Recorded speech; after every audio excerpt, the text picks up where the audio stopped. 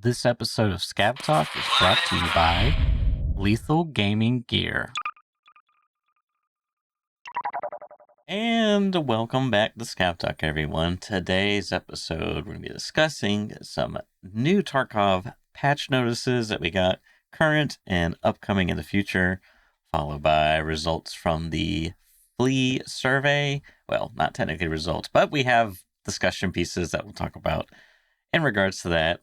And then we got kind of just our general musings about the wipe, Lighthouse, etc. Need I say more? Lighthouse being a big one. Yep. Okay, well, how's it going? My week, I said to you briefly offline, right? But like my week has been stemmed a bit by the fact that I was like, I didn't play over the weekend like I usually don't, but then I was sick at the beginning of the week, which is really annoying. I was fine at the weekend and no one else was ill. I don't really know what was wrong, but I just couldn't really do anything for 2 days, so I didn't play Monday, Tuesday. So I think I'm only just level 38 now, despite being like literally level 37 last week. Like I've hardly progressed at all. I got some bits done and yeah, been working on a lot of Lighthouse stuff, but now we're powering up again, so it's getting better. But yeah, you've been playing a bit more, right? Yeah, been playing a bit more. I think I'm level 37. Shot up quite a bit. Closing the gap. Yeah, I mean we did dandies, which really that's a big chunk of XP. God, gunsmiths did a lot of gunsmiths. Do that one. Yeah. Oh yeah, we were just saying about Gunsmith, weren't we? Because yeah, like I'm just like I'm so far behind on Gunsmith, and it's only my own fault. And I was like reticent to do them because I wanted to make sure that nothing had changed before I decided like, no, I'm definitely, because you either want to do them all or not do them at all. Yeah. And so I was like, well, I want to make sure they've not changed before I decide not to do them, because I really want to do them. I kind of like the last set that I did for patch, what would it have been? Patch 15.5 was like very similar to the previous one. And there were a couple of changes, but I was like, I don't really want to do it like every wipe. I don't want to do it like every single time just for the sake of it, even if it's exactly the same. Like I know some stuff changes and well, but then this wipe was complicated because we had like no Flea at the beginning as well. So it was just really, It was just confusing, you know? So it's like, those videos at the beginning now aren't relevant for people starting it with the Flea and stuff. So it's just a bit of a mess. So I did hold off, but then because of holding off, I was like, oh right, okay, fine. I'm not going to do them. They don't seem any different. I'll do one for the new Gunsmith, like old friends request thing. And then as I was going through, it's just like, oh, I could do like 4 of them. And then it's like blocks me for a day. And then by the time I'm like, oh, I'll do that tomorrow. But then I come back on and I'm like, oh, it's time for the stream. Why don't you want to just do Gunsmith now? And then by the time I'm finished, I'm like, oh, I don't really feel like doing Gunsmith now. So then I come back the following day and I'm like, oh yeah, Gunsmith. Oh, no, but I'm on stream now. So I've just ended up like not doing it. So I think I'm on, that's probably like quite a bit of XP that I'm just sort of waiting to receive. I'm on part 14, so actually I'm on the HK at the moment. But I mean, there's still, how many are there now? 25? It's like a lot. 25 in total, yeah. And then the fun part is once you reach like 19 or 20, then your cooldown happens every subscription unlock. It's so fun. I love the cooldown. I love it. Oh, and it's not just a flat 21 hours. It's a randomly 20 to like 23 hours, according to the wiki. Fun. Yeah. So, yeah, I got some of that to go. It is interesting just how exponential the levels are, right? If you go like talk of XPs, it's like going from 30. So level 30 requires 1 million XP. And then 37 is 1.9 million XP, like cumulative total. So it's a lot. 30 to 37 is like everything you did to level 30 again, basically. And then 37, even just to 38, is I mean, it's like nigh on 100. It's like 120k or something on its own. So it's like a tenth of 1 to 30, just doing that one level from 37 to 38. So it does go up a lot. I mean, Nick, even the difference between 37, which is 1.9 million, and level 42 is like 2.9 million. So, yeah, it's it really does slow down that progress once you get there. Until obviously you reach the high level dailies, and then boom, you're back on the the 40k XPs per day, or whatever. And that's. Have you been playing Arena as well or not? Because I've like been playing bits and pieces here and there and completing the easier dailies, but I don't want to spend like all my cash on it, re-rolling. Yeah, I mean, yeah, I can't play Arena. I loathe it. the idea, so I can't play it. Yeah, you didn't like Last Hero either, right? I don't think. I did not like it. No, I just don't like the concept fundamentally. I'm just like, Yeah. it's just a not for me. So Yeah, I just use it as a name trainer, basically. That's yeah, I pretty get much that. it. So if you're not interested in doing that, then it's really not got that much value, other than obviously the items that you can get and stuff. So Yeah, there's some good progression. But okay, all right. Well, that's kind of where we're at the minute in terms of progression. So we're both like getting towards max traders.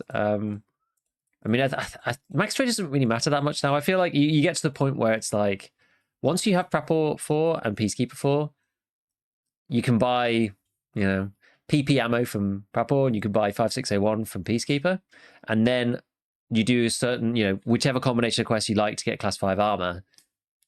After that, like, what are the level 5, like the other traders really give you, once you pass like 38, it's like, not really a great deal. Like Ragman gives you some stuff, but it's not, you've kind of got the tools that you need. It's just like easier access to those things. yeah. I feel like Mechanic is the only other one, and it's more just like a convenience / annoying thing because he sells the Voltor lower rails, which only goes on like 2 different handguards in the game, like the Foul handguards and the new Scar handguards, and that's it. Yeah, but you can buy those off the Flea, and they're usually very expensive at the start of wipe, and then they get cheaper as the wipe goes on. They're probably pretty cheap now, especially with the flip. Oh yes, the legendary flip. If it's not cheap, then get flipping for your free money. Okay, all right. Let's take a break on that for a second and talk about the survey. So we talked last time about, I'm pretty sure did this poll come out like as we were talking? It was on the 17th. Maybe it was in the morning. I don't remember. We definitely talked about it, with whether no Flea is better or not. And Nikita put that poll up, and it ran for like a couple of days. And I think at the time, I can't remember whether Flea was winning or not, but in the end, like, no Flea is better, the question, ended with, and this is on Twitter, this ended with 108,000 votes, and it had 47% no, 41% yes, and 12% not sure. And there was a high suspicion in the community that the poll got botted, filled with, manipulated in some fashion, because like obviously anybody can vote on Twitter, right? And the Twitter polls are, not, I don't think they're necessarily known for their security and full accuracy, but it was, I mean, the thing, not that I really care about the outcome on Twitter particularly, I'm more interested in the in-game one, but all of a sudden, there's a narrative that I don't know whether it's actually true or not that follows through logically in my head, which is that if I was a person who was providing cheats and RMT and all of that kind of stuff, I would probably want the Flea to remain. And those kind of people are probably the most likely people to engage in electronic manipulation as well of these kind of things. And yes was winning for ages, and then all of a sudden, no, just like, it just went bam, and just like flooded in favor of no. So, I mean, I don't know what happened exactly. Maybe that was legitimate or not. Maybe it went into the, maybe like there are other reasons why this might have happened, right? It's like, maybe it was the hardcore Tarkov community first sees it, and then it got distributed by Twitter's algorithms saying, this is an escape from Tarkov thing, and it goes out to the more casual people, and all the casual people said, no, I want the Flea back, right? There are other reasons and explanations for this, but it just seems highly suspect. I think it's highly suspect because when I looked at it, okay, so I looked at because I had to look at the recording so we did the Scav Talk cast, right? That was like last week, Friday. And then Saturday, I was playing with my duo, and I was like, oh yeah, they did the survey, because he doesn't really, like, he doesn't watch the podcast that we do or any. He also doesn't like YouTube, so he doesn't watch any YouTube videos. Like he's different in that he would rather read an article than watch a video in like 2x speed. And I'm just like, to me, that's like a foreign concept. It was like, I need the audio visual stimuli. I can't just sit there and he likes to skim articles. But anyways, getting to the point, I was sharing about the survey, so I was like, yeah, let me pull up the numbers again. And I pulled it up. I was like, oh, that's weird. The numbers are drastically different than what I remember. And then I looked at the vote count, and it was like 900,000. And I went and looked at the VOD that we recorded the previous day, 24 hours ago, and it was at 100,000. So you're telling me that it went from 100,000 to almost 10x of that? Like a million? As far as like views? I'm just like, I don't know. That seems like a Yeah. lot. That seems like a lot. So I was, Yeah. but I could totally see a case where you laid out that, you know, all the people, if you're a person that follows Landmark on Twitter, and like if you follow any Escape from Tarkov creators on Mm. Twitter, but they make up like 10%, 1% of your people that you're following, and so you imagine like you interacting with your feed, because there's like a following feed and then there's like a for you feed. So if you're like a Yeah. for you person, it's like you probably get served all kinds of stuff that's not Tarkov Mm. related, especially if your Tarkov followers make up like 1%, what you engage with and such. So like I could see a case if it needed to like sit and permeate a little bit in the Twitter algorithm before it got to people. But I will say it just seems like a lot. I don't normally look at these things, so I don't know, but in 24 hours, 10x, that just seemed like a lot. Yeah, it did seem a lot. And I think because of the vested interests, that's kind of what made people be a bit like, And the fact that the Flea opened and it seemed like the perception, at least, of cheating is a lot worse. And after the Flea and stuff, everyone's just gone a bit like, Because, who yeah, benefits most from the Flea being open? It's strange. the other weird part, too, is like, it's not even that, like, let me pull it up and find it real quick. I just got baited by a fake one. Yeah, so this is the current.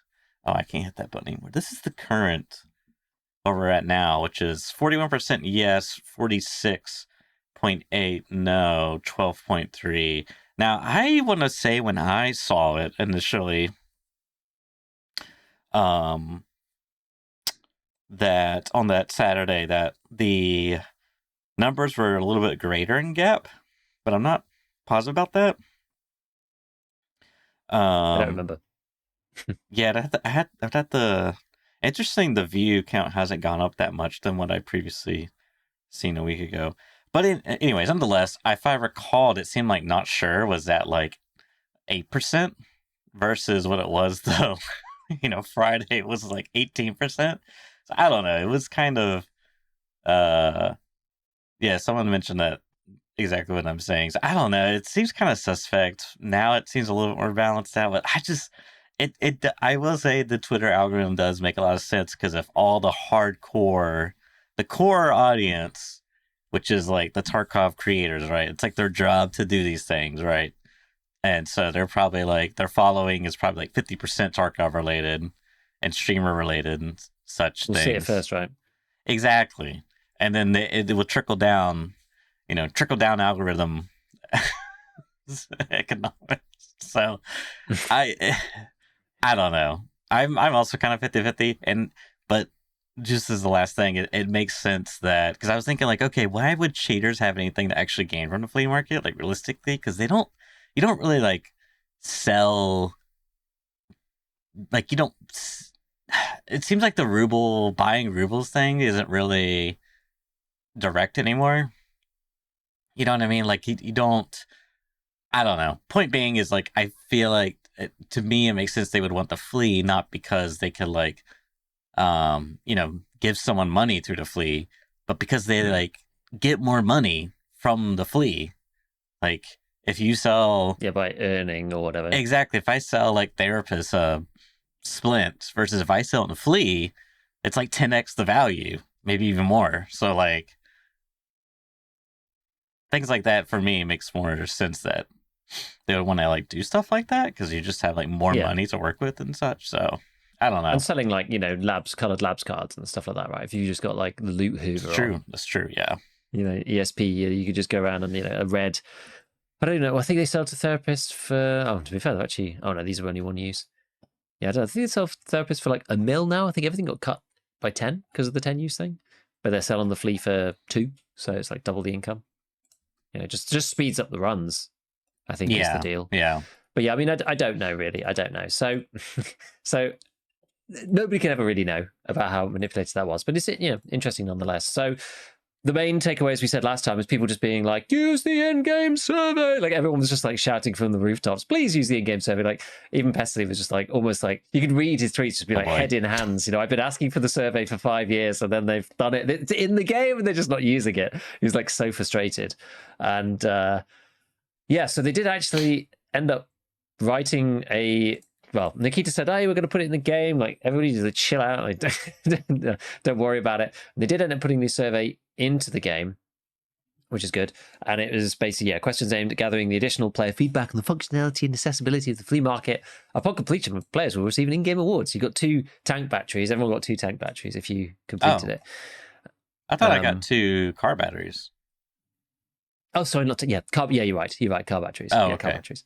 That would have been much more impactful. Yeah, you're quite right. I was like, did they give you rewards based off your personal input? Unfortunately not. So the questions that they asked were, what was that? That was just the base. That was just the original one. So they asked, which game mode do you play? PvP, PvE, and I play both. Have you played? And it's quite nice, right? That they've like got the data for each individual, so they can themselves like filter by, okay, PvE thinks this, PvP thinks this, blah blah blah. It's like it's good they've done this.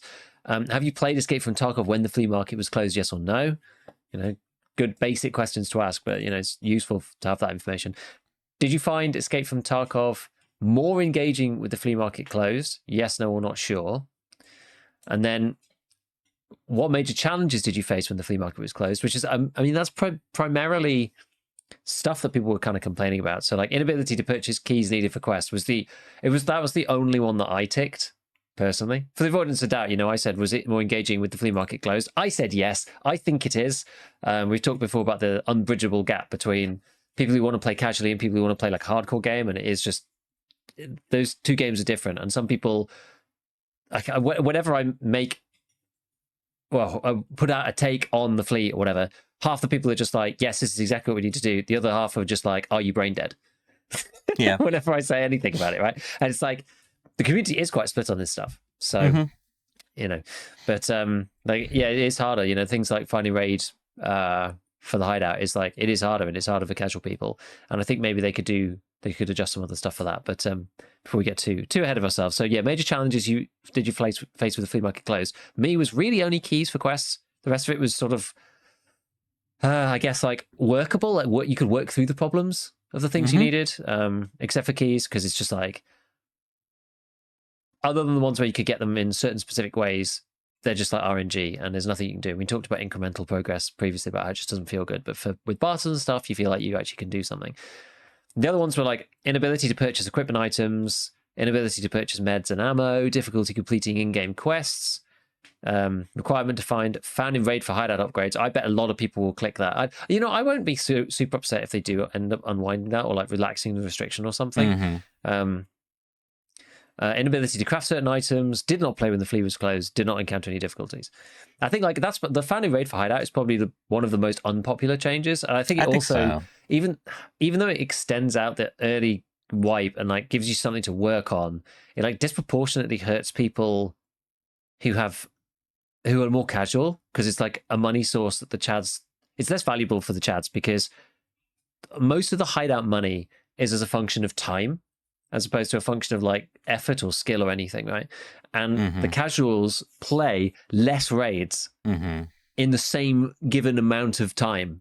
And so the money that you get from the flea market is actually more valuable per raid for a casual than it is for a chad, because chad's like, why would I spend, time messing around with a hideout when I can make 20k from a set of Kadura for 40 minutes? Well, I could have just played 3 raids, whereas a casual's like, well, I'm only going to get to play 2 raids tonight. So that 20k means I can actually buy some extra ammo. So it's like more valuable.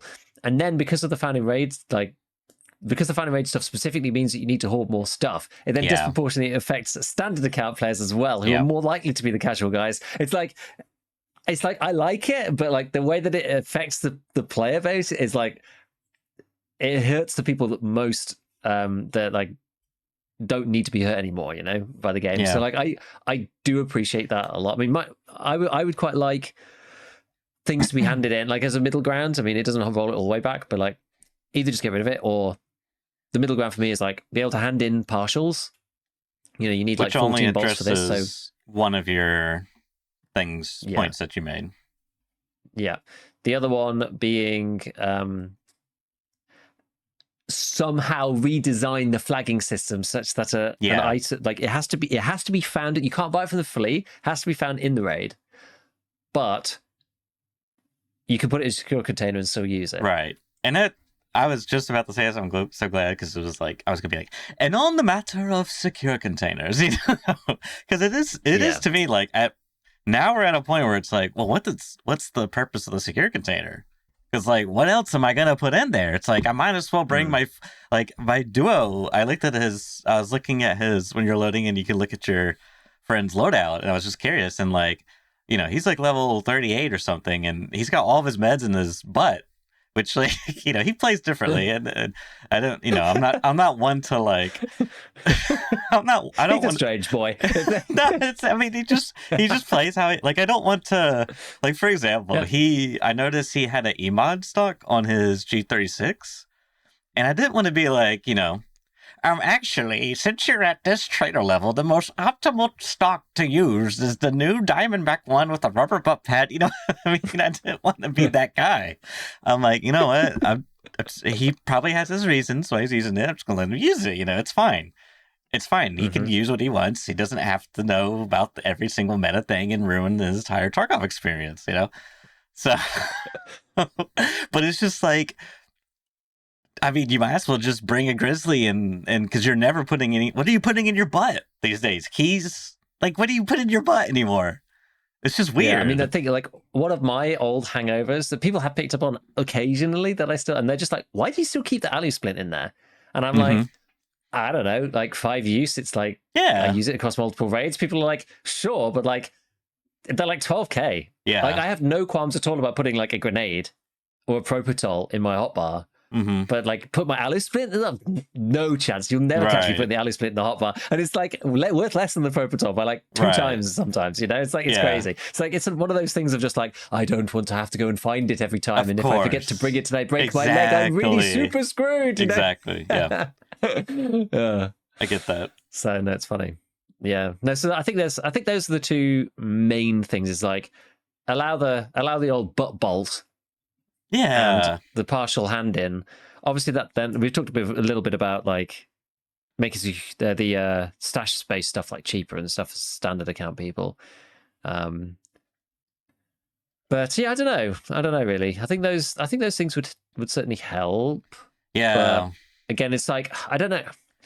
I just don't know whether it's worth the satisfaction of the Find and Raid hideout for the angst that it's causing a lot of other people. Like, it's, for me, it's not like, the hideout isn't like core in a sense that like, if it's found in raid, my experience is that much more rich versus not being found in raid. I do like it. I do like it as a thing. Yeah. But it takes a lot of time and effort, and there's a lot of people who don't want to put that time and effort in, and that's like, usually I'm just kind of like, yeah, the Tarkov's sort of like, I sort of sit on the fringe of like, let's try not to make life obnoxious for people unnecessarily, but also it is, there is a time investment involved in the game, right? You've got to strategize around what your time allows you to do, and there are some compromises you're going to have to make. But in this case, I'm not so wedded to it that it's just like, oh, if they remove the final raid hideout, like my early white progression is going to feel bad, or anything like that. Like, I'd rather that they just get rid of that thing and then keep the Flea locked. Like that's much more rewarding to me. And then that allows you to use your secure container and stuff as well. Then it's like, that's easy. That's kind of a much easier middle ground. The Flea being close thing is like way more impactful for me than the final raid hideout. It's just like, that's like a nice icing on the cake for somebody who plays like a moderate amount, like a lot early wipe and then a moderate amount afterwards, and is full time on the game. Like that's the thing. But I can see for a lot of people it really is like kind of a deal breaker, actually. Yeah, I just, I mean, because the other, you need like 14, is it 14 bulbs for like illumination too? It's a lot. It's a lot. And like the fact that you can't partial hand in, they have to all be found in raid.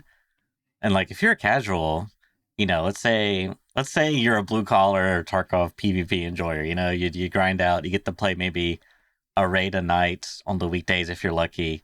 But on the weekends, you get to like, maybe like Saturday you get to like slam out 6 Tarkov raids or something, and like that's the Mm. most you can play in the entire week or something, you know. Um, and let's assume you find a bulb a raid. You know what I mean? Like you have to survive every time. Like I just that's a lot. And yeah, so they need partial hand-ins.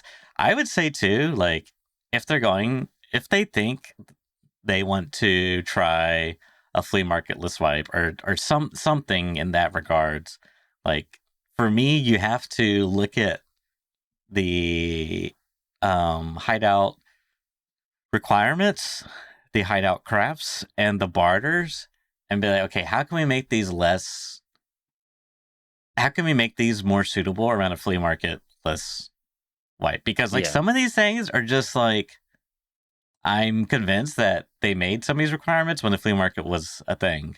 Because some of them are just like, how are you supposed to do this without flea market? It's like you have to get like there's like one where you need like 7. There's like a barter where you need like 7 cyclones or something, and I think I found like 2 this wipe. Like I just like some of these things are just Yeah. like you gotta like make this way more reasonable for like the average Of course. player. Because there's Of course. and it's like by the time I get 7 cyclones, it's like I probably have found the thing that I was trying to barter for to begin with. It's just like there's no way. So Hmm. they gotta like look at this stuff and Yeah. really think. And I don't know. I don't. That's my fear is like they're gonna look at this problem as a whole and be like, okay, we're gonna try this thing. Let's tick untick a box for flea market next wipe and problem solve. And it's like, no, that's not that's not what we're saying. Or you know, it's more nuanced. You can't just like because then because I could see a space and time where they turn off the flea market and everyone's like, oh my god, this is so shit. It's like, well, of course it's shit. It's like they did the worst. Like they didn't really think about this like fundamentally like. Yeah. Exactly. The other thing, the other thing that I think could be good, because we were talking about this on stream, I've had like lots of feedback from lots of different people on this stuff. Like the other thing that I think could be quite good in terms of hideout and making the hideout like more accessible, even if it's find raid only, is just to add more kind of like not necessarily like convoluted, but just like slightly, you have to try a little bit to do with them, but they're crafting the hideout. It's like the gas analyzer one is there. You don't really want to do it. It's quite expensive. It's Mm-hmm, like 14 hours long. You probably found the stuff by the time that you've done the mm-hmm. craft. But if you are like, you're finishing up and you're like, well, I'm not going to get to play much now. Like, I'll stick one on. I've only got, I've got one. I need another one. I only have to find one more if I do the craft or whatever. I think that would be quite good. Like, for light bulbs, I was just like brainstorming while you were talking about like, what could a light bulb craft be? And it'd be like a couple of wires, and maybe like a plexiglass or something. You can like get Yes. the Colpack face shield. You have to turn that into plexiglass in the workbench. Then you combine that with some wires, which can also be made from power cords. Then that gets you one. Right, but it's like again, it's the incremental progress. You're like getting okay. I'm slowly building towards it. Even if I don't find any, I'll be done in like 3 days. 2 or 3 Perfect days. example. Like it's that kind of thing. Like, and I think that could also really help people who are more casual too, because they're running less raids. Like the people who are going hell for leather at the start of wipe, like me, we're probably going to find the 14 light bulbs before we need to use the craft. So more crafts for those kind of things that are like long, you don't necessarily want to do. It sort of like guarantees the progression, but you don't necessarily want to use it because it's kind of slow. I think that stuff would be good, especially for like some of the basics. Yeah. Absolutely. Like I was thinking one thing they could do is just like take all the barters, crafts, and requirements for Hideout and just do like a universal 50% reduction, which will like probably do something, but probably definitely isn't enough.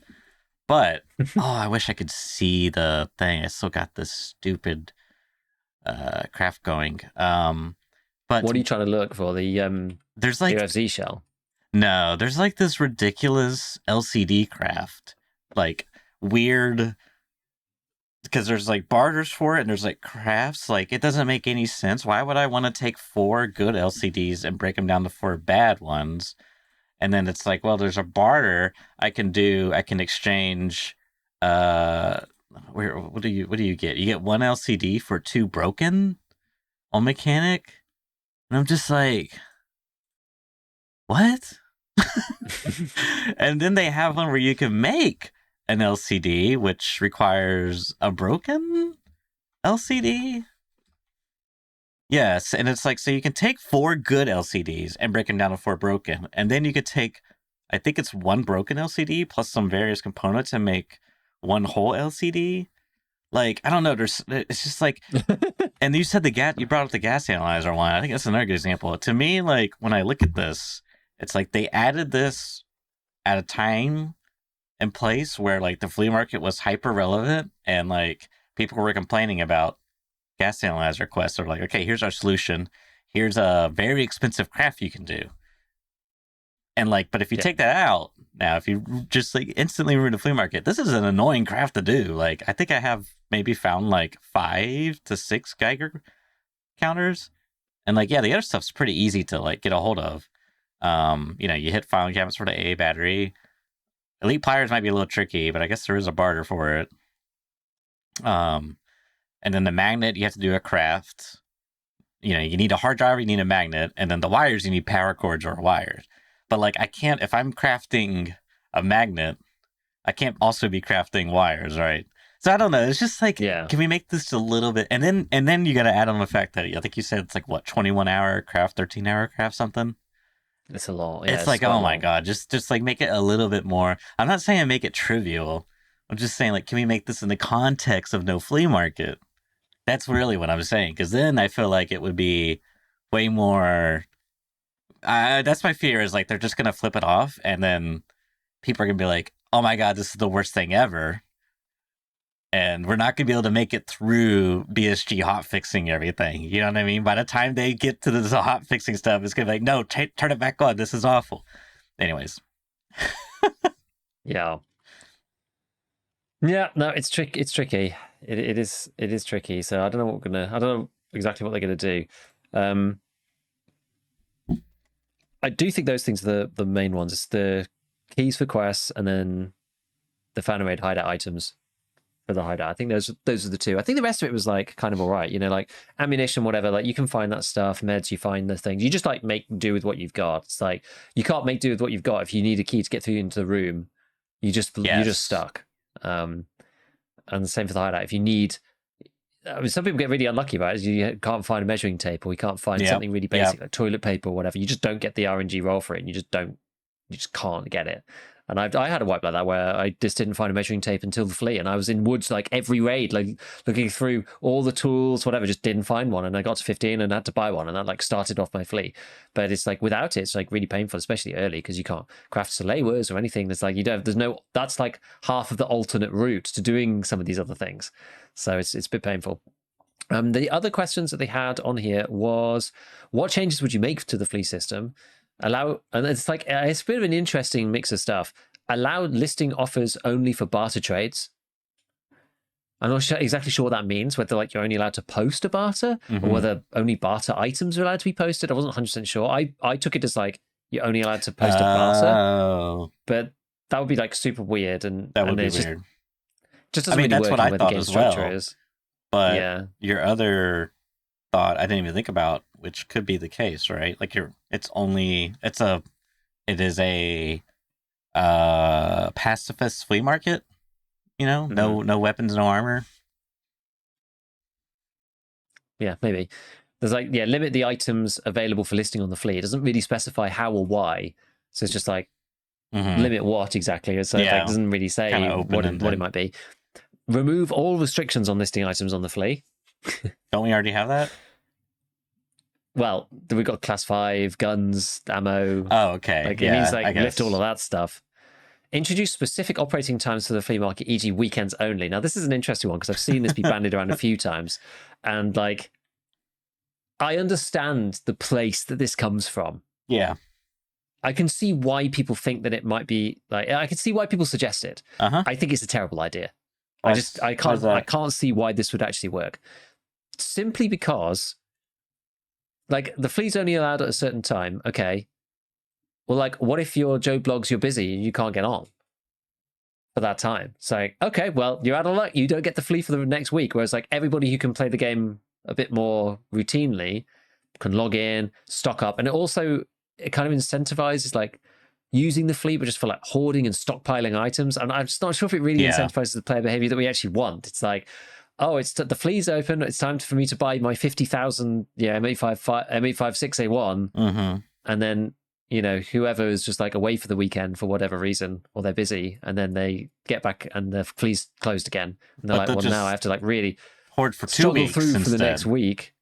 Well, that's the thing, right? Those people probably don't have the money for it, but it's just like, it's just I think it only benefits people who are more experienced, and it only benefits people who have more cash, and it only benefits people who have more time to get on, and are less like more flexible about when they can actually go and access this thing. I don't see what else that does. Yeah, it's the Flea, but more annoying. Like it's the same thing. Like we're not preventing anything really. Yeah. So I just don't really like it. Allow listing items only with the found in raid status, so the old system, which, it solves some problems, but it causes others. I'm satisfied with the current Flea system. How many people do you think tick that box, Church? I'm sure How many people do you think that 10%? I'm sure at least 2. Really? Tarkov players. I think at least 2 people have ticked that box. At least 2. Yeah.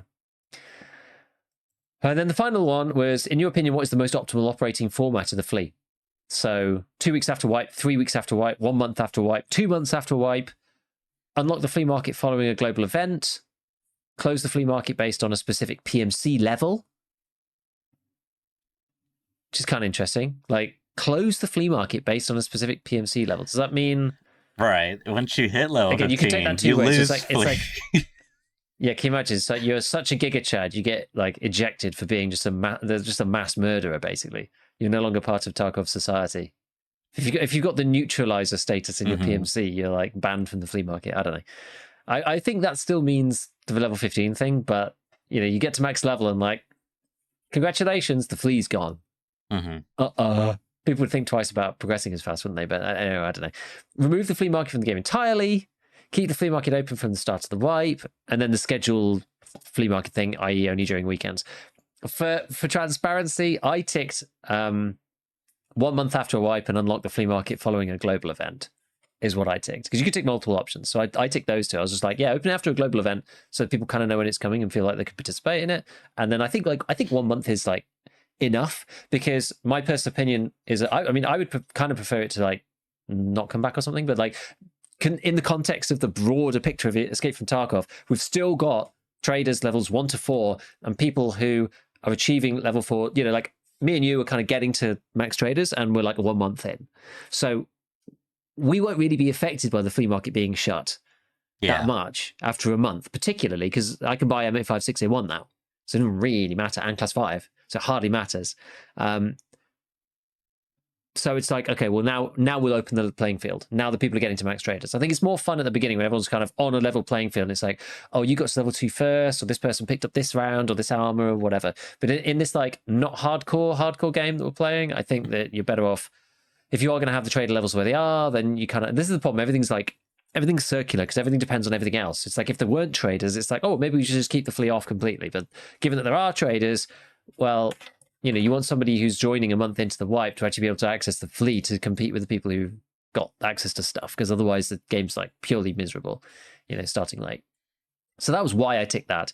But it's like it's very like, it's just connected to everything. It's just like, well, assuming we don't touch too much, then maybe let's do this.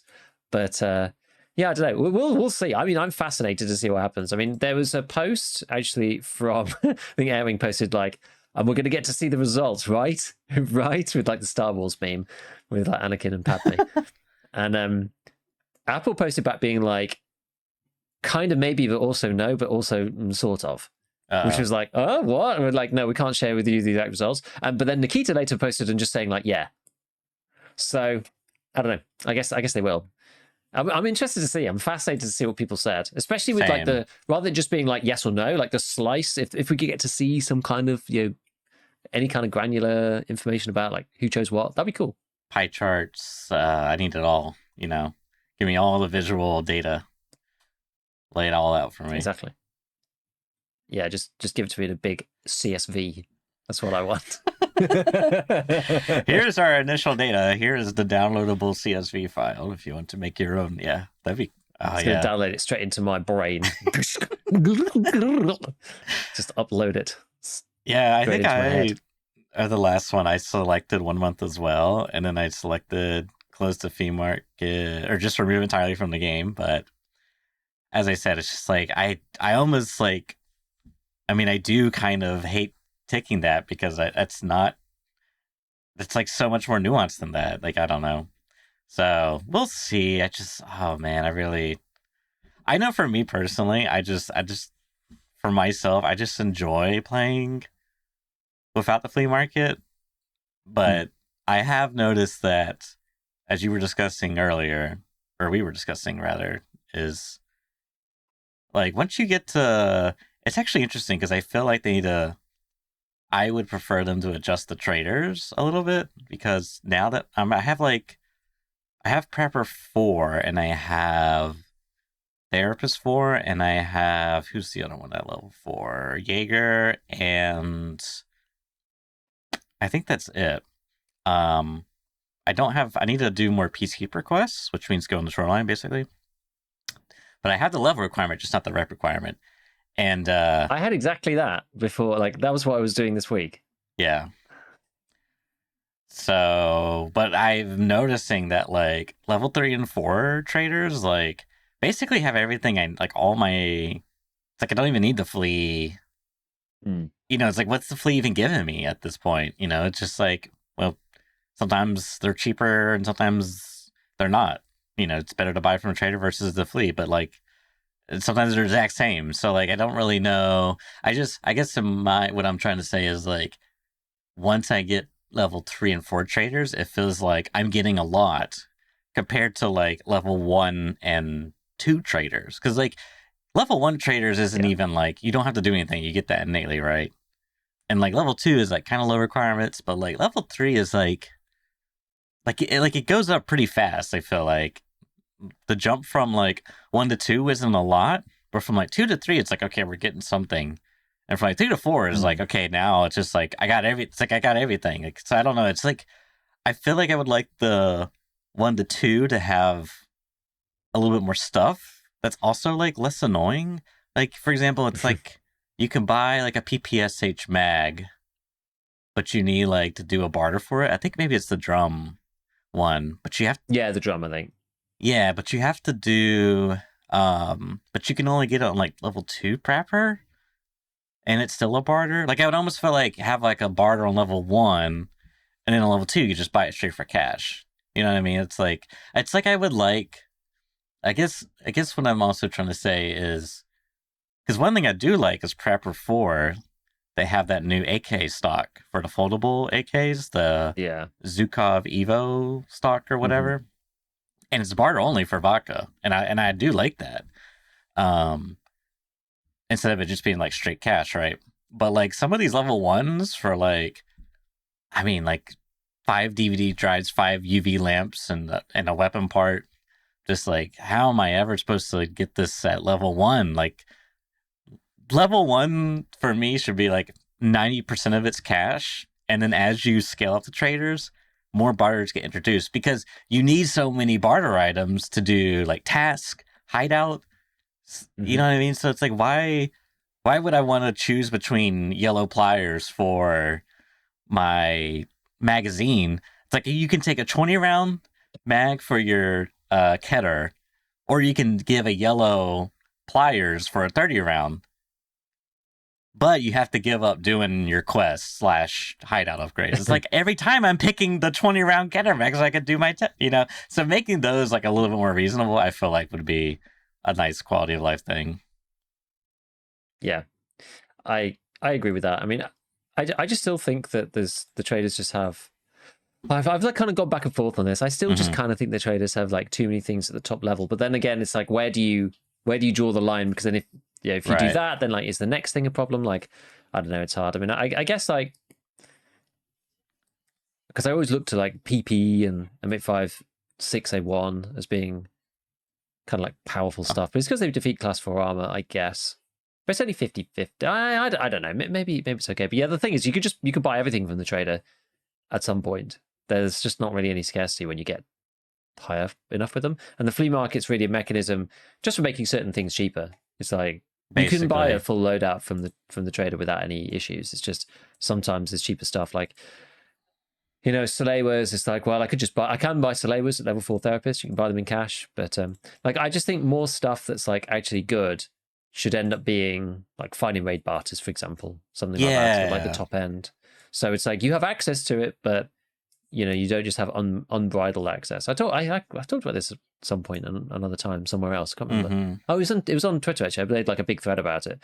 Like your reward is access to something, but you still have to do some work for it. You shouldn't just be able to like pay for these things, I don't think, because that ends up driving as much of the issues as anything else, right? People just have easy access to everything once you're level 4 traders. You know, it's like now I'm level 4 prep, or I did the energy task from mechanics, and now I can get the granite 4 front plate, which is class 5, and I can buy Karuns, which is class 5. So I can buy like effectively 3 pieces of class 5 every reset for not even that much, and I'm not even at level 4 ragman. Mm-hmm. So I don't know. It's a tricky one. It's a tricky one. I mean, I don't think there's ever really an optimal way to do this. You know, you're always going to be balancing between difficulty and progression and advantage and what's not too much advantage, and it depends on who you speak to as to where you should draw the line. So it's just hard. It's just hard. It is I'm not hard. sure. I think the devil is always in the details, but I think if they, you know, lay out a sort of guide book, rule book, or principle book, you know, how do we fundamentally feel about how progression should feel for a player? Like, if they can answer that question succinctly, you know, it's like, okay, well, you should be able to do this at this level, and then at this level, you should be able to do this, and it should be, you know what I mean? Like, I was thinking, for example, it's like, okay, just as a brief thing, what's like the most valuable weapon part in a weapon? And to me, it's like foregrips, because you can put them on almost every gun, right? And they like substantially upgrade the gun. Like, they're universal, so that makes them valuable. You know, if I get like an AK muzzle device unlocked, that's only relevant for like that caliber. You know what I mean? Like, it's Sure. good, but like it's only good for these things. Like, that's whereas like foregrips, it's like they can go on a lot of stuff, you know? And you could even make the argument that like rails are like even more important than foregrips, because you can't even use a foregrip if you can't put a rail on it. So you know, it's almost like those things I would want, you know, some of the better ones to be at the higher end, maybe bar only, but like some of them, you know. Anyways, I won't go on, but for me, if they could do something like that and answer that succinctly, they're probably not going to they're definitely not going to get everything right the first time, but like at least they'll have like a clear path that they can do, and they can tweak. It's easy to tweak a 1 to a 2, you know what I mean? You need 2 fuel tanks, or you need 1 fuel tank, you know what I mean? But yeah. Oh gosh, yes, it's not easy. It really isn't. It isn't. It really isn't. It but isn't. You know what? I think the no flea was pretty good, and so I think that this wipe's been a good start, at least. You know, it's certainly been a good start. Okay, so do you want to just quickly speak, because you said to me before, and it's on the list of things, like because you talked about Gunsmith, about, you know, how you ended up folding on your own rules, and I actually didn't realize you were playing this way, this wipe, because you're actually doing like no flea this wipe, like in general. You just sort of touched on it, but like you're genuinely doing no flea, right? Yeah, I mean, yeah. So I don't know. I think it was last week or the week before, kind of, because they extended the flea market list thing, and then we got to the day that, you know, flea market was supposed to be open, and me and my duo, and I was like, maybe the day before I was telling my duo, I was just like, I just don't know if I want to use a flea market again, because it's just like all this labor that I've put in is just going to be for naught once the flea market unlocks. You know what I mean? I just don't want everything to go to waste. So, it's like, what was the point of me hoarding anything? It's like I have a suppressor vest, you know. It's like a vest, and it's got all these suppressors that I can't get a hold of. It's like, Why? Anyways, so I was like, you know what? I'm gonna play the rest of this wipe and not use a flea market. And he was like, yeah, that sounds like an interesting thing. I'm gonna join you. I was like, oh, okay, that's cool. And so yeah, we've been doing that. And our roadblocks have obviously been keys. Like we never found the backdoor cottage key. I will say it has made our decision making on like what to prioritize interesting because we have done runs either on PMC or Scav on particular maps hitting filing cabinets and jackets because we're farming keys for that map. Like I do like that. Mm. That does feel satisfying. However, we never did find the backdoor cottage key, and we haven't found Santar's room key. We've killed Santar once, no key.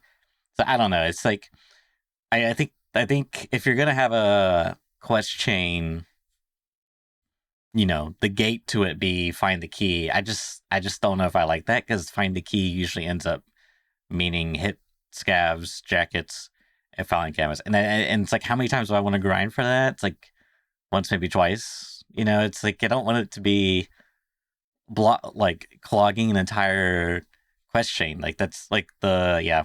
Anyways, And that's the only so way to do it, right? That's the thing. yeah, it's like you just gotta put your nose to the grinder, and I'm just like, it's not very.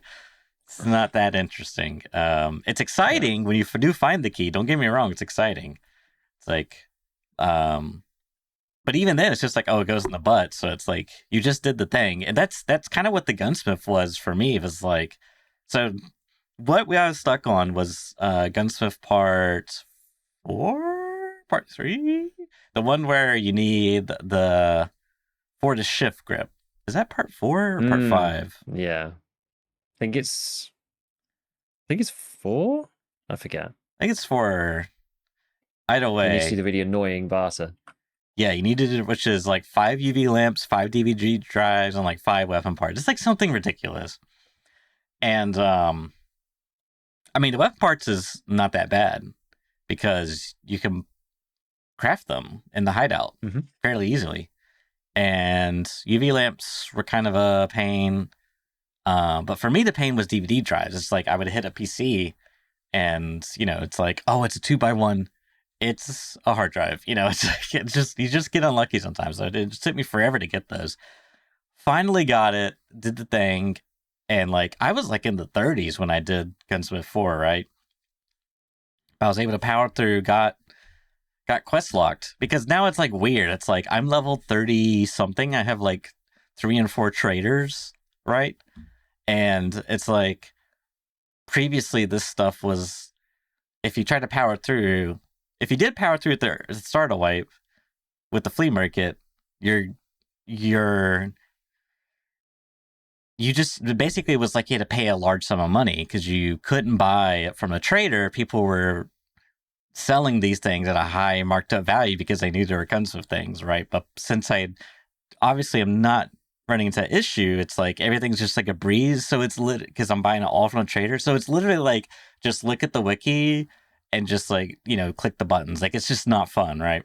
So then I get to the next, you know, after like 48 hours, I get to the next chain and it wants me to do an HK, right? I think it's Gunsmith 11 or maybe it's 14. I don't know. But it wants me to do an HK. And I'm just like, oh, this is one of those new ones that as like a seasoned Tarkov player, I'm just, it's not yet integrated into my things that are, I don't have those Tarkov tingles, you know? It's like, this is used for something, I don't know what, but I know I need it, right? And so, and I had an HK early in the wipe, but I used it, you know? It's like, oh, and that's the other thing that I hate about the Gunsmith is like, you find a cool thing, right? And you're like, oh, I can't wait to use this. You know, this is like new and fresh. And it's like, oh, no, that's a Gunsmith thing. You're not supposed to use that. You know, I hate that. That ruins it. Anyways, so I'm like, how am I going to get an HK? Because it's locked on Peacekeeper 4. I'm like, how am I going to get an HK? And so I had to do a little Tarkov ingenuity and really think. It's like, raiders, rogues, that's it. That's how you're supposed to do this quest. So I went to Lighthouse as a scav, died. I was like, okay, we'll try again. Second time, killed 2 rogues. Both times that I tried this, they had HKs, but second time got the HK extracted. I was like, yes, this is awesome. I did a thing. It was fun. It gave me a problem, and I solved it without like Well, I did use the wiki to figure out who who had each whatever. case, but it was kind of cool, right? I got to play the game. I got to, it wasn't just clicking simulator. I mean, it was, but I had to press the WASD keys. Anyways, so I get there, I start building it, and then I realize, oh my god, I need a RC2 suppressor, the tan one that goes on. And guess what? No trader sells it in the existence of Tarkov. Not even a barter. It doesn't even exist. So I'm like, are you kidding me? I have to now go and like hit a million different, like, I haven't seen a single one this entire time. And I have a suppressor vest. How am I supposed to get this thing? So it broke me. I was like, you know what? I was like, sheesh, that's what I do. I was like, I think I'm going to make an exception. We're going to dabble in a little cheating. The flea market for Gunsmith is fair game. And so we did it. And then I got to the next one, and it was like, use an AS Val and make this thing. And I was like, oh, sheesh, I hope you saved your AS Val. Because, no, I think I was like, you remember that one quest reward that gave you an AS Val? And he's like, oh, yeah, you mean that one from like 50 quests ago? I was like, yeah, did you happen to keep that? He's like, no. I'm like, no Gunsmith for you. So, long That's definitely story one of the short, Tarkov tingling ones, right? It's just like you get the ASVAL from the quest and you're like, I need that for Gunsmith later. and it's just like, this is not, like, for me, because the Gunsmiths are so specific, they're not fun. Like, I was thinking like the two fun things you could do is like, you could just like delete Gunsmith from the linear quest line, right? And just make it the new dailies for mechanic. And they give you like parameterize it. It's like, okay, we need a gun. It has to be an SMG, and it has to have this recoil and this ergonomic and this weight, right? But like there's loose enough where it's like you have to problem solve for it. And I'm like, oh, that would be really fun. However, that's a really complex thing to make. If you gave me that task, like, oh my god, I don't even know where to begin, right? Like, I'd have to do a lot of research. And then you got to make a system and then have that system work flawlessly. You know what I mean? Like, that's a really big thing. So I'm like, okay, that's probably not, it's a cool idea, but like in practice, that's a lot of effort. So what's like something a little bit more reasonable? And it's just like, I don't know, but if you're going to do like no flea markets, like these gunsmiths have got to be like, you got to make them all like, I just don't even know what's the purpose of them. It's just like, and then the other thing that annoys me about them is like, and I think this is a product again of like flea market, is some of them lock like weird stuff, like AK rubber butt pads is like gated on one of the Gunsmith quests, and it's like, why are we gating like a rubber butt pad on a Gunsmith quest on a chain line and not like, the Zukov stock for the AK? It's like we're gating the most it's basic weird old attachments. Hangovers. It's like old hangovers where it's just like every single player just used to put the rubber back pad on because it was so cheap for the stats it gave you, so they gated it behind some progression. Like, it's just to say, it's like, yeah, like the Wyndham rail for the M4, so you can actually like see over the front post. Right. Like, that's behind like Gunsmith Part 1 or 2 or something, so you have to do that before you can like use the M4, mod it properly. So like all of these things were added as little hurdles to get over. But yeah, like Gunsmith Part 5 actually is quite hard because you need like 2 sets of 50 rounders, I think, at that point, like one probably for the MP5 and then another one for the AK-74 used. You need like 60 round for that and 50 for the other ones. That you're not going to get it done early, so it just gates you from putting the rubber back pad on anything. So it makes early game modding really not very fun. And like, they added that recent one as well, the Gunsmith Old Friends request as a branch off Gunsmith 7, right? And it's like they literally haven't learned anything. Like the pistol one was just incredibly easy. You literally just do what he says. Yeah. The PP19 one was like, all right, actually. I didn't mind that one. That was kind of fun, except for the fact that it doesn't tell you the ergo requirement in the quest like dialogue. Because I always min-max these builds to try to get the cheapest possible thing, and to make the video, and also just because I'm interested and I like that stuff. Yeah. And I built mine because I think they had some specific requirement on it that you had to have both. There's like a flashlight and also like a laser illuminator type thing. Yeah. And usually you can only make that work if you've got like a decent handguard, because like the AK-100, for example, the really like cheapo handguard, it only has one slot on the right. That's it. So I was like, how can I circumvent this? I was like, I'll do the AK-100 handguard, but I'm going to use the Cobra dovetail mount, and then I'm going to put the flashlight on the rail on the Cobra mount, and then I can do this thing incredibly cheaply. And I built it, and it didn't work. And I was like, damn it, that sucks. And then I looked at, I was like, well, what could possibly be wrong? Maybe it's different this or different that or different stock or something else. Like, I don't even know. I'm not sure what's wrong with it. And I was like, I actually just can't wait this out. I'm going to go to the wiki and have a look. And the wiki's just like, point number 1 must be at least 38 ergo or whatever it is. And I was just like, like why? Like it doesn't say in the quests. Like that's crazy that it doesn't tell you what the ergo requirement is. That's absolutely mental. That's absolutely mental. So then I had to rebuild the entire thing using like a good ergo parts. So, okay, but like, why would you not tell me? That's like actually fundamental. To like completing this thing. And then the T5000 is like, oh, you got to mod the T5000. Oh, but obviously you can't buy that. It's on Skier after completing some annoying quest, Lend Lease or something. Like one of the ones that people do early, and Lend Lease part 1 or 2. One of those, and I just hate doing them. And I for some reason I just like really put off by the quest, which is like you got to do this and this and then this and also this, and they're all fetch quests, and some of them are locked behind keys. And this I just can't be bothered. This is the one that's locked behind a key, which is what was holding us up. It's like West 216.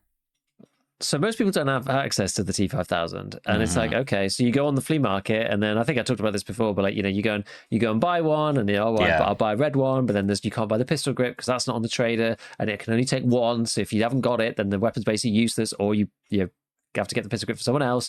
And then if someone's taking the rail off and they're selling that for the 100k on the flea market as well, you're just like, well, I'll just go and buy a rail from that. Oh, yeah, it doesn't exist on the traders. It's like, before putting the Gunsmith quest in the game, just check to see if the parts are available on the market or like on the trader or not, because it's so painful. But no one ever uses this gun, so it never got put in. So it's just like, I just feel like they haven't really learned their lesson at all with this latest Gunsmith task. It's like the other ones have been around for a long time, and the new ones have usually been stuff like, do something with the PKP from Kaban or whatever. So it's like not really, I don't know. It doesn't have to be like durable because it's like right at the end of the chain. It's like the very last one. It gives you like crazy reward. But then they add one in here with like stuff missing from the quest itself, like the actual gun that you need is locked behind all sorts of bullshit. It's like, oh god, guys, like please come on, like these things they're not that fun anyway. And again, it's another reason. I keep talking to people about this, but it's just like another reason. Why would you ever bother trying to do it on your own? Yeah, it's a trap. Why would you ever bother? Trap, you should just go to the wiki every single time. Yeah. It's not fun to try and do a thing and be like, oh, I literally wasn't told. Like it doesn't say anything in there about an ergo requirement. So like, I may as well just go onto the wiki and save myself the time and the hassle of bothering. I'm the kind of person who usually does try this kind of stuff. Not an EFT. I don't ever read EFT because of the pain and the annoyance. There's someone in my Discord who's, I think it's Joe, who's actually in chat at the minute, who's like doing the BTR quest line, and it's like one of the ones you have to fire a flare from one of the peers. And apparently he's actually finished it now, but he like went through and did it twice. And like the first time something didn't count. The second time, like, he fired the flare, but apparently he was on the wrong platform, so it didn't count. He died again. He's just like, died like 3 times trying to get this thing done. It's like, could and should conceivably have completed it based on like, a reasonable human being's expectation of what the quest asks of you, but didn't because of, this reason, that reason, the other reason, right? Like it's just because of reasons, right? It's just BSG reasons as to why you end up not being able to complete the quest, or the quest is on a map different to what it states in the actual dialogue, or the Gunsmith gun doesn't work because it requires some specific thing that it doesn't mention in the task, or you die in the flare extract because the flare just doesn't work inexplicably because you're not allowed to be down the ramp, you've got to be up on the rail. Why would that make a difference to the flare? I don't know. It's just like all of these things, right? It just leads to a deep distrust of the questing system and the game, and you just just go to the wiki. Like we're now trained, Nikita says quest and we just salivate at the wiki. We're Pavlov's dogs. As we've been trained, Ring the bell and I'm just going to be loading up the fandom page. That's how it goes. Yeah, you're absolutely right. It's so funny because I would have done, because we were looking for the package for that BTR quest, right? But I was like, let's not use the wiki this time. And I told this last week, and we ultimately didn't look at the wiki, and I missed it by like a pixel, right? I looked everywhere but underneath the desk. And so fair game, right? And then we were going to do the next one without the wiki, but then me and you did the cast in which you told me about Hot Wheels, where it tells you to customs, you planned it, quest failed. Thank God that I got spoiled, because I would have been so disappointed and utterly upset, because we were gonna do the thing that the quest dialogues explicitly said, and wouldn't you know, it's a wheat prank egg on our face. It's just like, God, guys, please.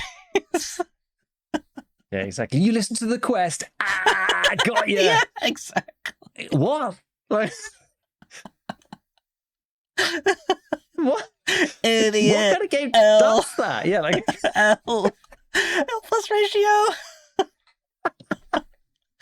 Yeah. I can't. So it's it's annoying. Here's the icing on the cake for me with that quest, old friends request, right? Let's say you do it, and you did it without the flea market, and you went, you did you had to go through the pain and tribulation. Maybe you did use the flea market and you bought you bought the sniper, but it didn't have the rails. It's like you do all the work, and then what do you get? You get a fair amount of rubles, right? I mean, 160,000 rubles is nothing to scoff at. And now you get the privilege to buy a ballistic plate case. It's like, oh, thanks. Now I can actually have more space in my stash. Thank you. All this like pain and suffering, it's awful. It's like, why not just have this like the one that gets me too is the ammo case, right? It's like you can do the barter, but it's like, good God, those thermites are like gold, and you need 2 of them for. So, like, it's like, do I make the choice between sacrificing my progression so I can manage my inventory better and not have to spend 30 minutes cramming my loot in my various spaces? Or do I, like, keep the thing that's, like, impossible to find? It's like these things, it's like I don't know if I can't say that it's not like some philosophical thing BSG have like explicitly put in the game to make you decide how you value your time. Like, I can't confirm or deny that, but if I had to guess, it's probably just by chance. Probably. That's the thing. It could be either way. It's very hard to tell. It's very hard to tell. And you don't put it past them either. It's like, I would not be surprised if Nikita's just like at one point, like, this quest is specifically designed to make you think about your life choices. It's just like, you need to experience just suffering for this quest. That's the point of this one. It's like, you want to do one thing, but you can't. Yeah. And just to run it down, Gunsmith 1, you get the Wyndham handguard unlocked. Gunsmith 2, you get the AK-100 series unlocked. Gunsmith 3, you get some cool looking Glock 17 pistol unlock you can barter for. Gunsmith 4, you get a PP-19. However, this is the one that they changed to ref. Now this one's on ref 1. It used to be mechanic, and it was the roller and was it just a roller? I think it was just a roller. You could do the barter for that, tricked out PP-19. Now it's on ref 1. I was like, oh, that's interesting. Gunsmith 5, I don't know why these are like not in order. I don't know if I could find it. Who knows? Yeah, anyway. It's just, just get rid of these things. All right, moving on. Talking about awful, awful things. I've been playing Lighthouse this week, Church, and it's been a great time. It's been a wonderful time. It shows how slow the progress has been, in that I still need one more kill. I need 1 kill for Punisher Part 4. Oh. I've been like dragging myself, kicking and screaming through Punisher Part 4r. Oh, wait, when did you start? Did you only start Lighthouse this week? Or was that last week you started as well? No, that was like last week. Yeah, I've been playing Lighthouse for weeks. Oh, I was going to say, because I know you were sick a little bit this week. Yeah, so I ended up, I did like a bunch of tasks, but I wasn't doing Punisher Part 4. So I did mostly Punisher Part 4 when I first started playing Lighthouse. I was like, let's just bash through this. It's going to be fine. We'll just smash it out. And then we'll get on to Punisher Part 5, which I usually quite enjoy. And then Punisher Part 6, you can kind of do passively because you can do other stuff on any map while using the SVD. So long as you like pick your angles and where you go, you can sort of do anything. So anyway, I was like, let's just smash this thing out. I'm going to go short range. I'm just going to run to the chalet every time. And man, I got like 5 kills in before I just threw the towel in and was just like, I can't do this anymore. Like I was dying probably 2 out of 3 of the raids before I even got to the chalet, to either just like, I spawned by the beach and I have to run through 3 spawns to get to where I want to go. I spawned in the village and I ran up the ramp and just got shot by somebody who's just camping the spawns at the beginning of the raid. Or I turn up and just like the whole raid's just complete silence. It's totally silent everywhere. And then you just like move into an area. You just exist and then you just die. And it was just like, well, I just can't do this anymore. Like, I just can't do this. So I decided, rather than trying to force it, which I think actually probably is the right way anyway. I've also, like, as a tangent, I've also had to really slow down a lot of my raids, actually. Like, there's been a ton of times, Interchange, Shoreline, there's actually a bunch of places where I want to go to Shoreline Resort and I need to get, need to go and grab an item or whatever. But like, running there right at the beginning of the raid. Yeah. If you're not the very first spawn to the hotspot. Right. You will die. You will just die. Like, don't go, go to the temptation. Like, try at least to do something else. Like, even if you don't have anything else to do, like, just try and do something else. Like, go loot something, or go do something, anything other than just like run to the hotspot. Like, in the first 10, 15 minutes, it just isn't worth it. It's just not worth it. And I've run into a lot of that this week, like this last 2 days, basically, me being like, I guess like hasty with like trying to get quest progression done, and going like, we'll go to resort anyway, even though I've got like the tunnel spawn on Shoreline, and I go up the rocks and I turn up and I'm making the clonking sound, every time I jump and land, 60-meter sonic boom out of my character. And, and I get to the hole in the wall and it's just instant headshot. And I'm just like, well, I was, what do I expect? Honestly, like, I could have been shot from anywhere outside, anywhere inside, through any of the windows. I can't even see. I also went at night, didn't bring MVGs. Like, what do I expect, I mean, some of these encounters were a little, 150-hour player, single M856A1 from like the slicest angle possible as I'm entering, the orbit of the resort. Anyway, like Lighthouse was just interesting. So I got to 5 raids and I was just like, man, I just can't do this anymore. I'm just gonna have to do something else. So I did like a bunch of other stuff. Yesterday went back to Lighthouse. And actually, sorry, it was Wednesday I went back to Lighthouse and because I was trying to do Peacekeeper. So I was in the same boat as you, where I had the Peacekeeper level 37, but not the rep. So I was like, well, I need to do some stuff. And I can't remember, there was one in particular that I needed to do on Lighthouse for him. Oh, it was revision, yeah. So I really wanted to get revision done so I could get M80. I mean, I could buy M80 on ref, but I don't know. I prefer doing revision and buying it in cash. It just feels like slightly better, and you don't have to use GP coins on it. And rubles are easy resource. GP coins are at least somewhat scarce in some ways. So we went to go and do that. It was a usual Lighthouse experience. I wouldn't say it was like too bad, but many times just like, oh well, I've got to go and do the last striker. Like I had lots of situations where I'm just like, I don't really know exactly how I'm supposed to approach this. Like, well, how am I supposed to approach this quest? And I think the idea is just like, as a solo, you just can't really, right? It's like, you can't clear everything, especially when it comes to the road camp. I have to go and do the striker, which always my like Achilles heel for this one is the one outside building 2. So it's the northernmost building, and it's the one at the northernmost part. It's like nearest to the train yard, and it's in that little tent, and there's just nothing there. Right. It's just a tank, and you and a marker, and 15,000 people trying to do Shooter Born in Heaven. Like, that's it. And I died going into road camp, I think twice, to just like random headshots while I was wandering through, like no sound, obviously. And this is playing USEC as well, by the way. Everybody always just says like, there's literally the chat right now, just play USEC and walk in there. Like, just walk it, just walk in, amongst all the scavs shooting at you, the player scavs, all the players waiting to headshot you. Like, it's just that easy. 1 in 4 raids when people farm the rogues and then like bugger off, right?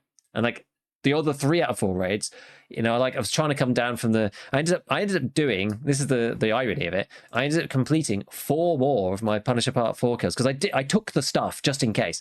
I completed 4 more of my Punisher Part 4 kills without even trying to do Punisher Part 4, just for like various random reasons, because I'm not like forcing PvP.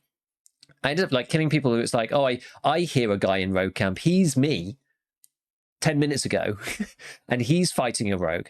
And because it's difficult, you have to position yourself in awkward ways. He's like run around a wall and then laid down in a bush, and then I've shot him in the head from like the other side of the rogue encampment because there's such a commotion going on over there that it's really obvious that there's a PMC. So I ended up killing, and one of them I killed 2 guys, and then I killed this guy as well, and then some other dude at some point.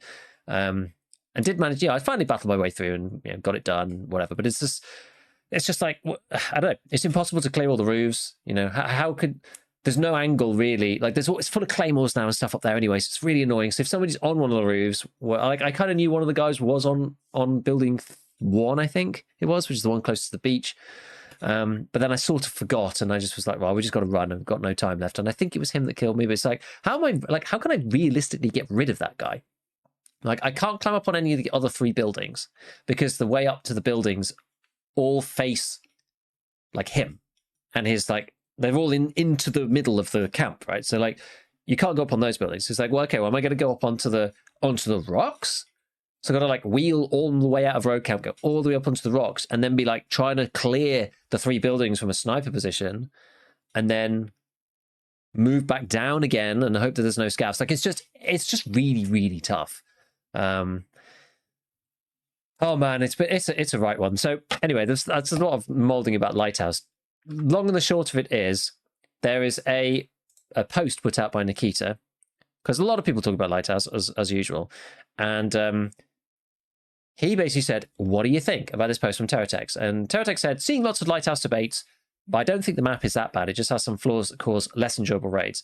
So he had like red, problematic spawns, yellow needs point of interest, green, new passageways and cars on his map there. So like the spawns are really, really annoying. As we all know, if you spawn at, I don't know, like some of the problematic spawns, like that red one at the bottom on the beach is like super bad. But I would argue the one near the actual bridge is also really quite bad because it's sort of the same, except the Southern Road people, like it's a bit more interesting. The one that's like closer to the Lightkeeper's Island. Because at least like that, at least this one here, like there's buildings to hide in. If you don't want to interact at the beginning. This one's weird. I agree. And if you run to Southern Road, you can like have a sort of fair fight with those people if they are trying to beeline it at you, kind of. I think if people are really committed, they can get to the rocks and see you before you cross, because it is quite a long way, I think. But you could sort of wheel around to the right. Like you had a big disadvantage to them, for sure. Like Southern Road isn't necessarily a bad spawn. It's just far away from the road camp. So sometimes it's awkward and a bit annoying. But like a lot of those beach ones are just really painful. There's the one up by Merrin, which is not too bad. There's the one actually that Terra's like put there, which is like the one that you spawn in like a ditch. Mm-hmm. Just spawns you in a freaking ditch, like in the middle of the road, and you can't really get up from there either. It's like really super awkward. So yeah, the spawns are super, super bad. I mean, I do agree. So there's this green line here, which is about making like another path that goes around the upper chalet.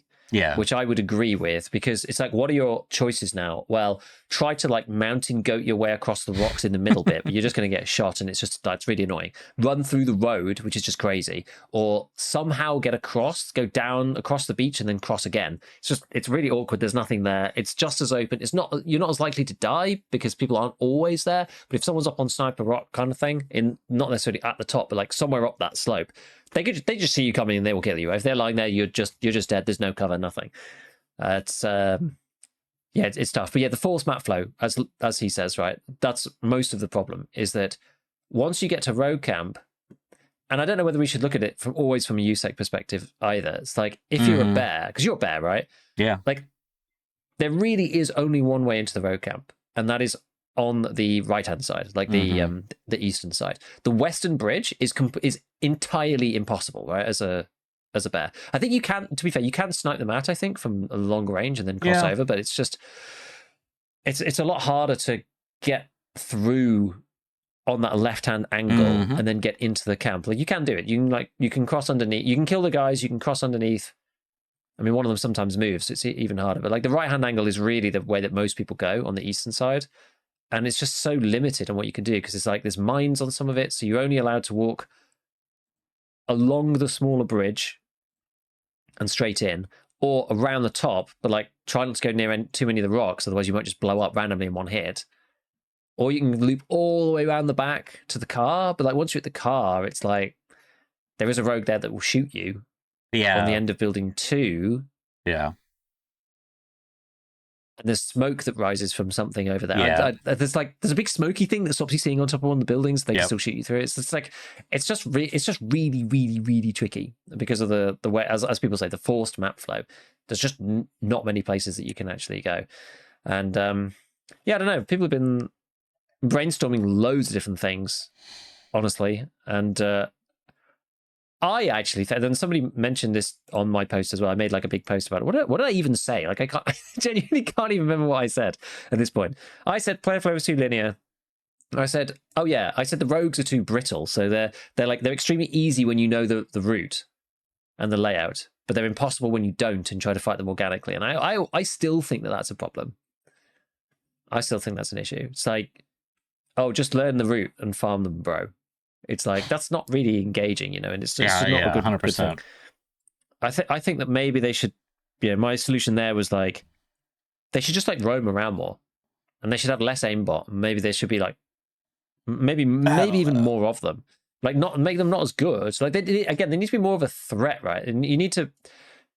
The rogues shouldn't really be there to kill you. Like they're an obstacle to drive like player interaction, surely. I guess that's why all scavs are. They have the Southern Extract always available, right? Correct me if I'm wrong, that's always available. Yep. Even if you spawn there, it's available, because why would you ever want to go to the opposite side of the map where the things are there? Like they're literally gaining you from extracting.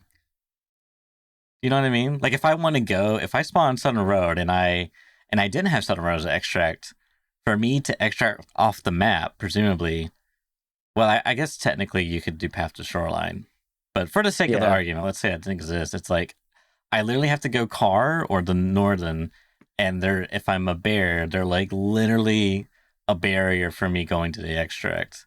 Like the map is strategically built to stop me from going to the extract. Like I don't know, it's weird, right?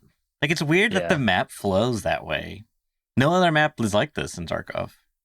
Someone in chat, Soraka, just like pointed something out that's I actually really just like it just rings with me. They said Lighthouse feels unfinished, as in there is just a third missing. Same with Woods. I love the new Woods. The old version was basically what Lighthouse is now.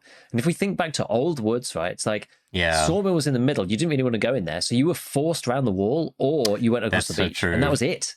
That's so true. And you used to fight people constantly at the wall, right? Because it was like yeah, I remember. There was nowhere else to go, right? And it's a bit like this. It's like, oh, you go down the beach, hope you don't die. That's the same as Old Woods. You go, or you go against the wall, which is the so the shallows bit. Because if you go down the main road, it's just like, oh, but it's the illusion of choice. You can always go through the Sawmill. Yeah, you could just go through Sawmill, sure, but like you're gonna die, right? It's like you could just walk down the main road. It's so stupid. No one will ever look. It's the perfect ploy.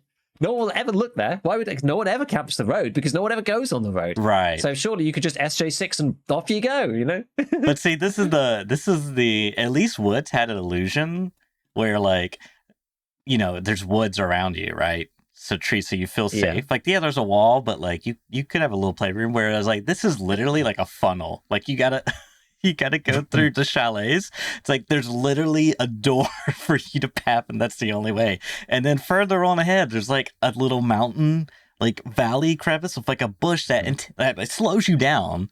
Like, oh my god! It's like I was looking earlier. This spawn that spawned you up by that bush. It's like you have two options. You could just literally prone and do a 180 and just watch behind you, or you could run to the chalet door and just prone and camp the chalet door. Like, I just can't with this map. I just can't, Giga.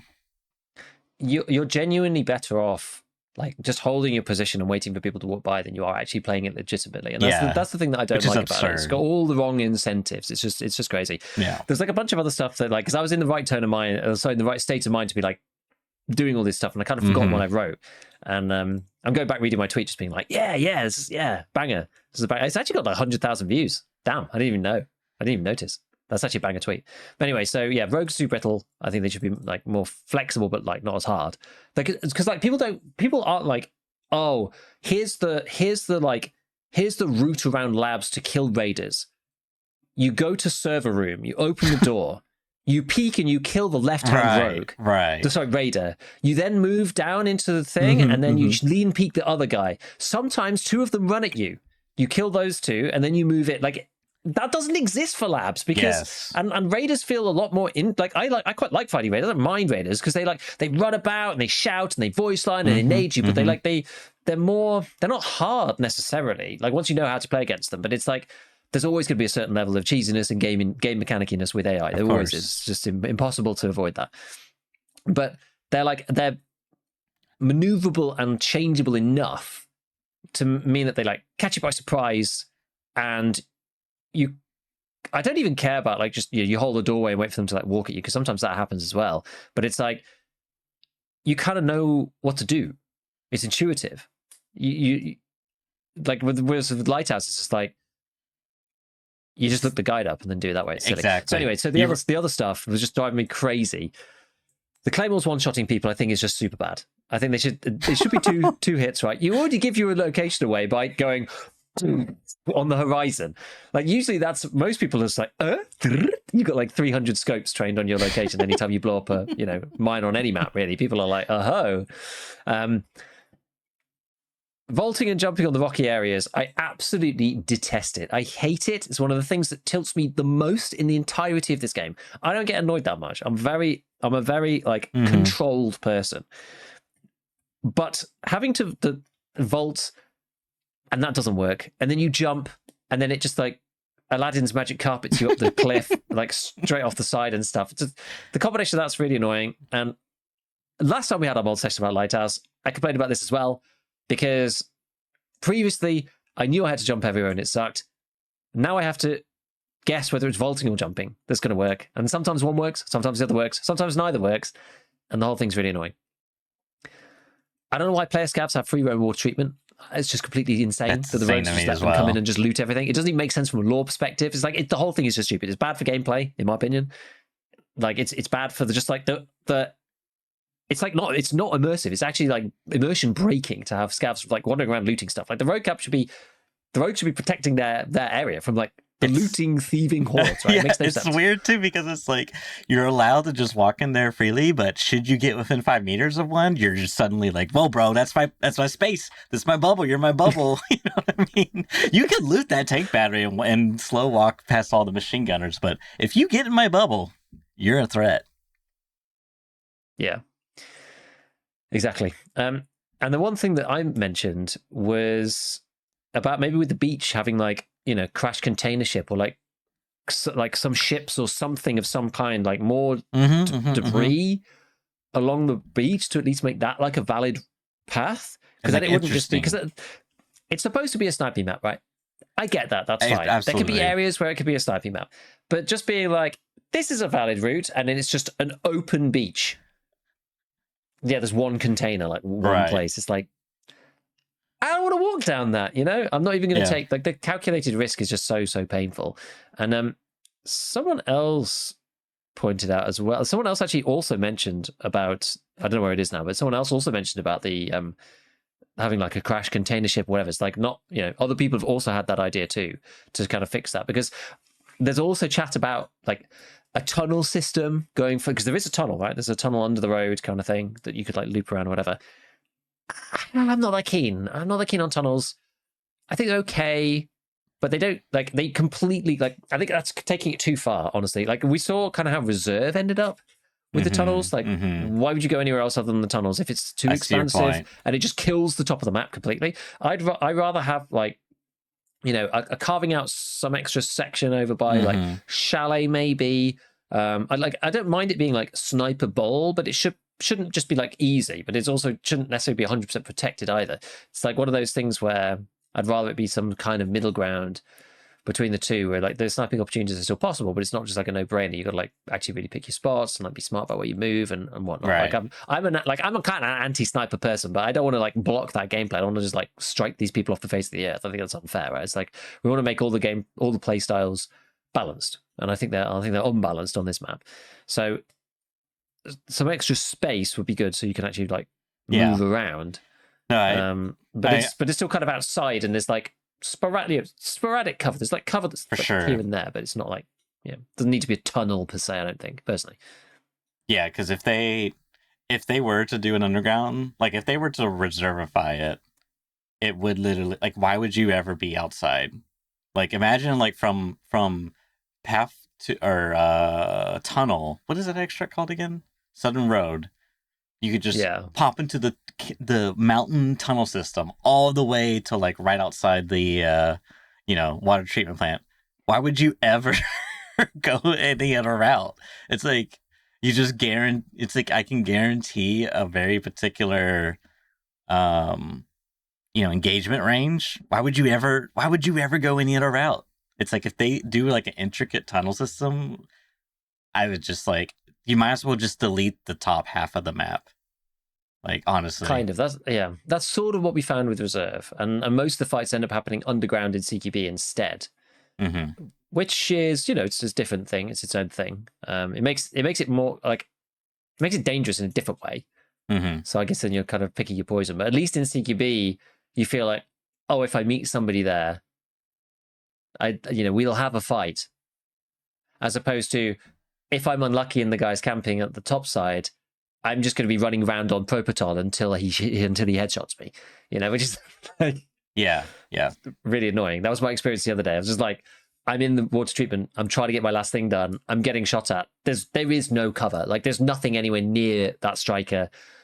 Like people in chat were like, oh, maybe you could have like laid down to get your head out of like shooting. I was just like, maybe, but then I would have died to the subsequent like 2 or 3 hits to the thorax or the stomach or whatever. Mm-hmm, like there's just, I appreciate the critical thinking after the fact. I've always tried to do that. It's like, well, what could we have done? But I think I was just like, I don't think I could have done any. I don't think there was anything to do. I think I was just screwed, to be honest.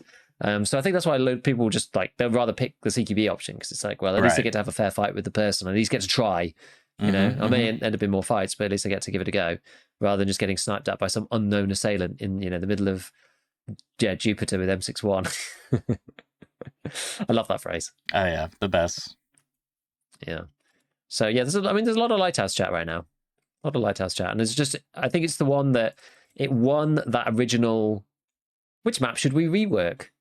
Yeah, dear God, poll please. that Nikita did, and it had Lighthouse, Customs, and Factory or something, and everyone was just like, "Please redo Lighthouse," and he's just like, "Okay, Factory rework, here you go," and everyone's like, "Please, can you fix Lighthouse?" It's just like, "Don't worry, boys, we've updated Customs, and it's now half the frame rate," and everyone's best like, they can do is Customs. Yeah, best we can do is Customs at the half your FPS. No, it just needs it. It really, really, really needs it. It really needs it. It's like it's the one main map that does need it. I know that I think they kind of want to update Interchange to make it like more modern, but it doesn't. The map doesn't really need. It's a bit like Customs didn't really need the rework. I mean, I did notice it didn't need the rework really. This may not be new to you or to everyone else, but to me it's new. I did notice the extract zones on Interchange were bigger, like at Railway. I was like, oh, that feels very like that little change feels like pretty nice quality of life. I don't know if we necessarily need to like expand, redesign, overhaul. Like to me, the map pretty much like it would be like add another extract in that corner of the highway that's like. In shambles. Yeah, sure. You could do that. Sure. But like we don't need a flare or whatever, right? Yeah, we don't need to like add a whole new thing. Like the map's fine largely. There's like some grievances. Can we focus on the one that's like, just like sheer like someone had a decent suggestion I thought I saw was like just revert the lighthouse changes and like you can go everywhere in the lighthouse, like the physical lighthouse where Lightkeeper's at, except for, the Lightkeeper task. You can only access it if you're on that quest line. But like otherwise, you can just go in there. It's like a playable area again for everyone, except for like the 2% of the player base. Like to me, that would be another thing. It's like now I feel like those spawns on the beach actually do matter. You know, it's like now they're like not terrible because like there is a point of interest. I mean, granted, you got to run across a thinly veiled I bridge, and know, this is the thing. That bit of there the is map no is winning, so is there? it's so badly designed that you just get sniped on the way in or the way out. It's like It's true, the whole map is designed for you to die to somebody camping, and and it's just so that's imbalanced for that. Like, that's unless there's a like paid exfil over there or something, it costs you 200k to get Lightkeeper's speedboat. like Keeper's yacht. He's just Yeah, like Lightkeeper's smoking a yacht, cigar. He's like, "Come on, hop but on it in, only boys." opens up. It only opens up after the first 10 minutes or something. So you can go there and contest it. That would be fun. I would like that. That's okay. It opens up after the first 10 or 15 minutes, so you can like get over there somehow, avoiding all the snipers. I guess you could go there if you get one of the southern spawns, as long as you don't die to the southern road guy coming up on the rocks. But it's just like, oh, there's just, and because that's super linear then as well. It's just like, well, you're either there or you're not. Right? You're over the bridge or you Yeah, aren't. And it's like, well, now you got to get back unless there's a route out. It's like, oh man, I don't even know. I don't even know. Like half of it, I don't even know how you fix it. yeah. It's one of the issues with having these like organic real life location maps, because some of the stuff's just like, It's not fun to play. it's realistic, right? It's realistic for somebody to be able to camp you on this map because it's the way it's designed, sure, but like it means it feels awful to play, and you slowly end up in the situation where it's just like, well, the only way to play this map is just to camp other people who are trying to get their like fetch quests done on this map. I slowly do my fetch quests by giving away all my kills to other people doing the kill quests, and then I get onto the kill quests, and then I end up getting my kills by slowly killing the people who are trying to go and do their fetch quests. And it's Yeah, just like, eventually I'll move on, and then I won't be there anymore, and other people will tone down a bit on the number of people there, and the cycle continues. Yeah.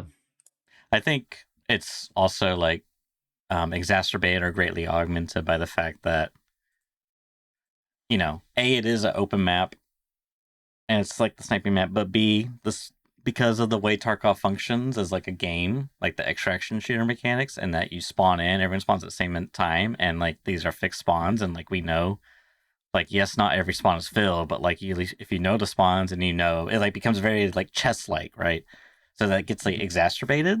So it's like but like you don't really like you don't have that extreme level of problem on a map like customs or like I mean, even New Factory now doesn't feel like, maybe Old Factory you can make that. But I feel like New Factory feels. I love New Factory. Like I need to play it more.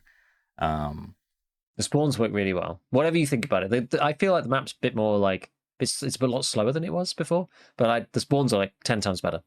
Mm-hmm. Oh yeah, and I kind of like that it's slower before. Like it feels like it feels less chess like, which I like. I do like it being a little bit more. Ooh, I'm dynamic. So I don't know what they need to do. If they need to like make cover to cover every 15 meters, there's like a 3 meter gap, and then cover to cover 50.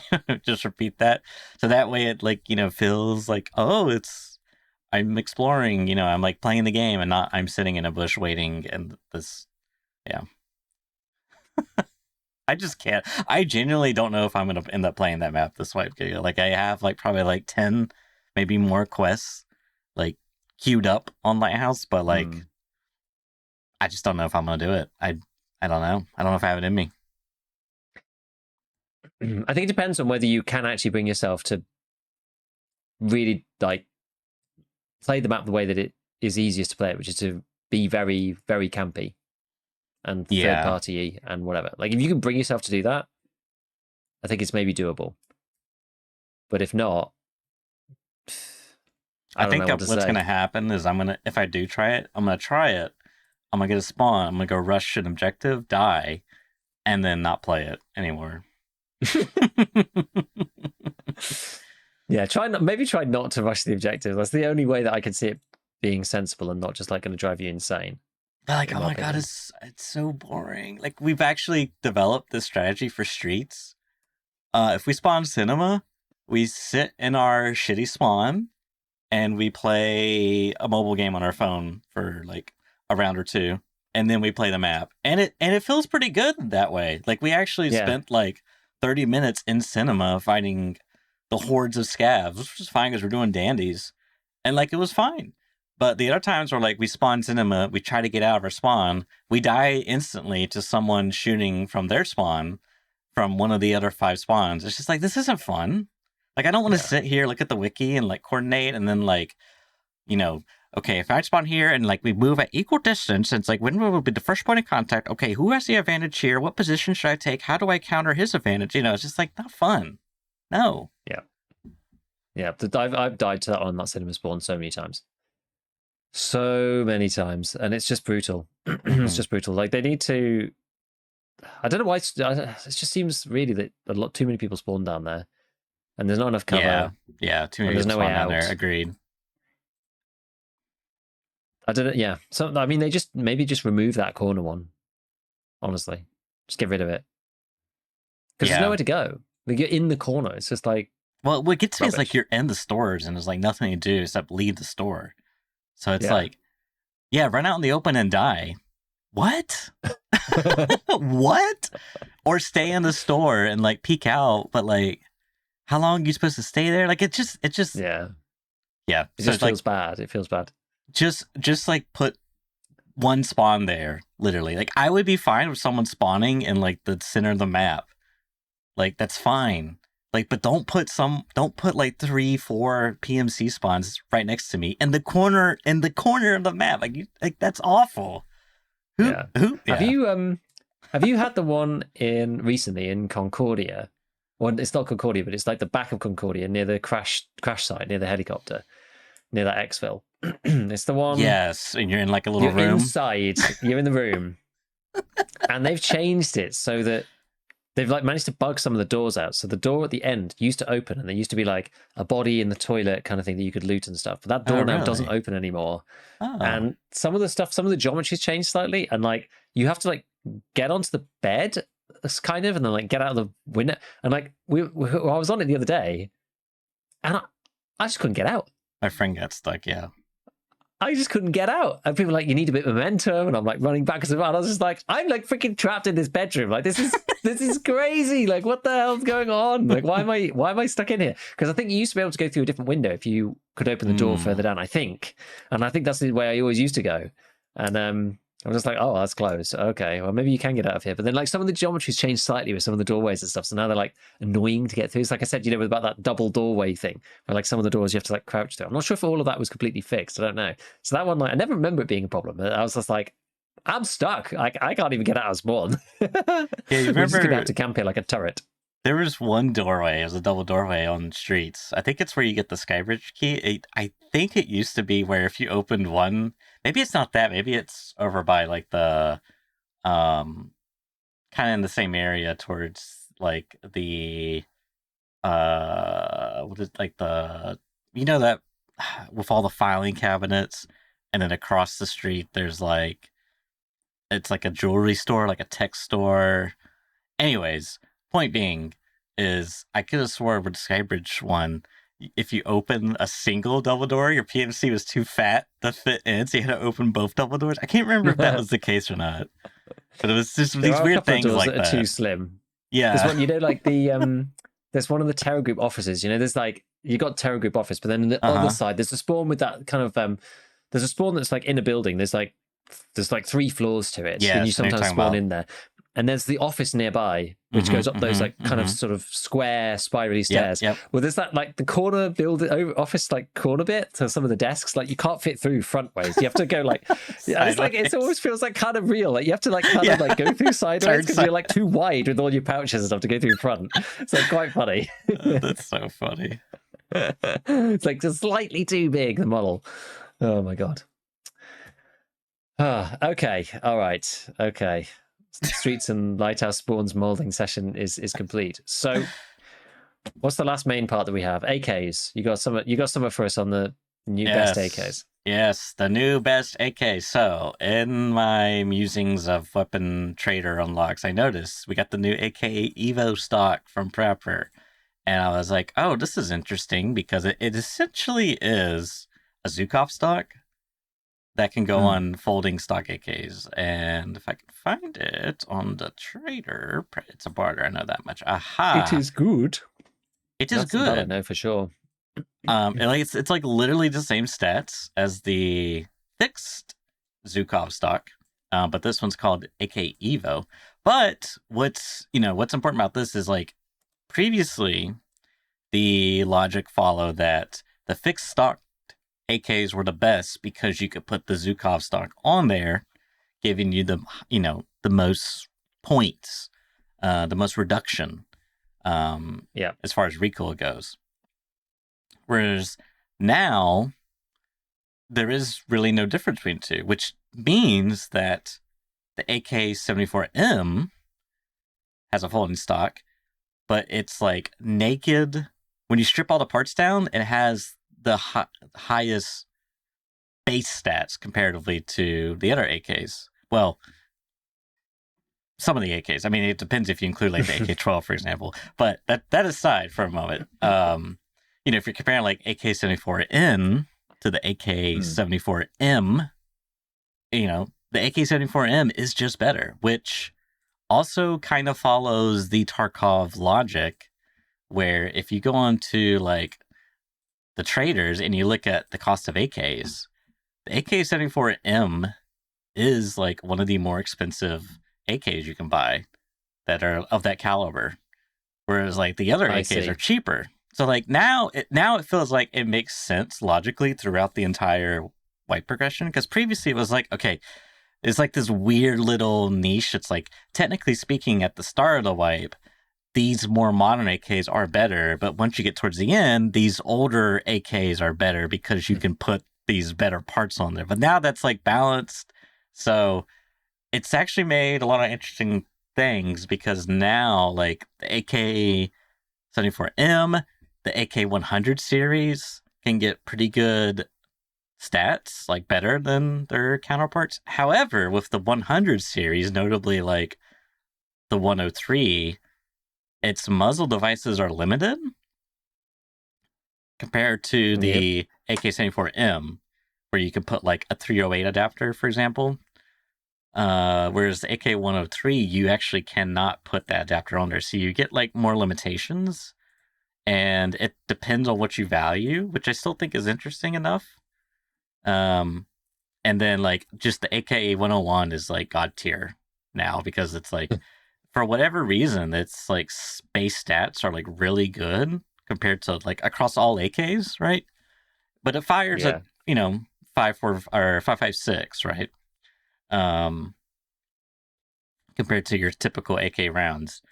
And so if you're like okay with 650 RPM, this thing just has like insane stats, and then you could put like different muzzle devices on it, like, well, an adapter to put your atypical, mini monster.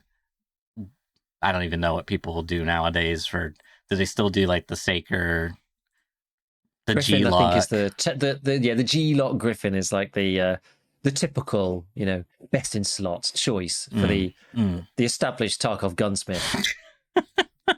Esteemed even. I mean, like, this thing, if you like just with the suppressor and Evo and like everything else is stock, I'm at 55 vertical. Like that's crazy. I've not checked it recently. I actually don't know what it feels like compared to say like an MDR or whatever. I'd need to actually compare, because I'm intrigued. Because I used to love the 101. I haven't used it for a bit, so I'm actually I need to I'm try interested it. to I see what haven't it's tried like. it either. Like I'm at 50 right now with these parts. Like I don't know. I feel like this thing might be like recoil numbers. I don't know how much they matter nowadays, but like when you're putting on, fully kitting it out, and you have like extremely good ergo and extremely good recoil, like to me that seems like a pretty good gun.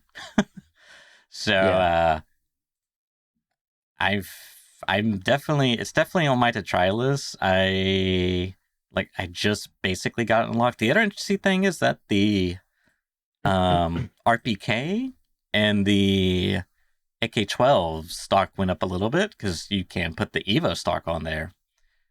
And these are also guns that have high base stats, but are limited in modability, because you can't change the handguard, you can't change the rail, or like the upper receiver. You're on the RPK, you're like limited on muzzle devices. On the AK-12, you're like extremely limited on muzzle devices. But like I said, the base stats are pretty good. So and then now you can actually get, fairly, well, basically the best butt pad or stock on it. So I don't know. I feel like might be a little bit of an AK comeback season. Maybe a little bit of hype. Interesting. I actually did not know that you could use the. I'd missed that you could use the AK Evo on the AK-12. Yeah. It's actually pretty big. I was using the AK-12 yesterday, and it was good. Honestly, it was good. I've got like a glut of BS rounds that I was like, oh, maybe I should try and use these. So I've like started to run out of 5.5A1 because I got it from a bunch of quests and picked it up, whatever. But I've been using 5.56 a lot, so I was like, okay, what else are we going to use? And I've like been going through, and I'm like, oh, I've got 150 BP. I've had like 200 BS rounds. I've got 117 7N40. I've got like 40 rounds of Igolnik. Like I've got loads of 5.45. So I was like, maybe we should try it. But yeah, I neglected that you could put this thing on. That actually makes it really quite good. The build that I was using, as you were talking, I was like, can you? And then, oh man, you can. And I didn't even put on. Can I get the knurled CSS thing? Yeah, not yet. But yeah, if you just use like the basic stuff, I haven't even put like a charging handle on. That's like 45 ergo and 60 recoil with the suppressor. It's pretty decent.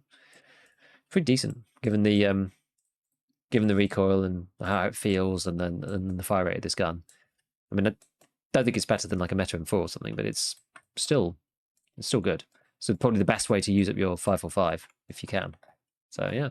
Yeah, and that's the thing. You get a lot of good 5.45 ammo. So I don't know. It's I'm gonna give it a go. There's so many guns that I've been wanting to try this wipe. Like I remember using the Uzi at the very start of wipe, and now it's just been like relegated. Like I didn't even use the Pro.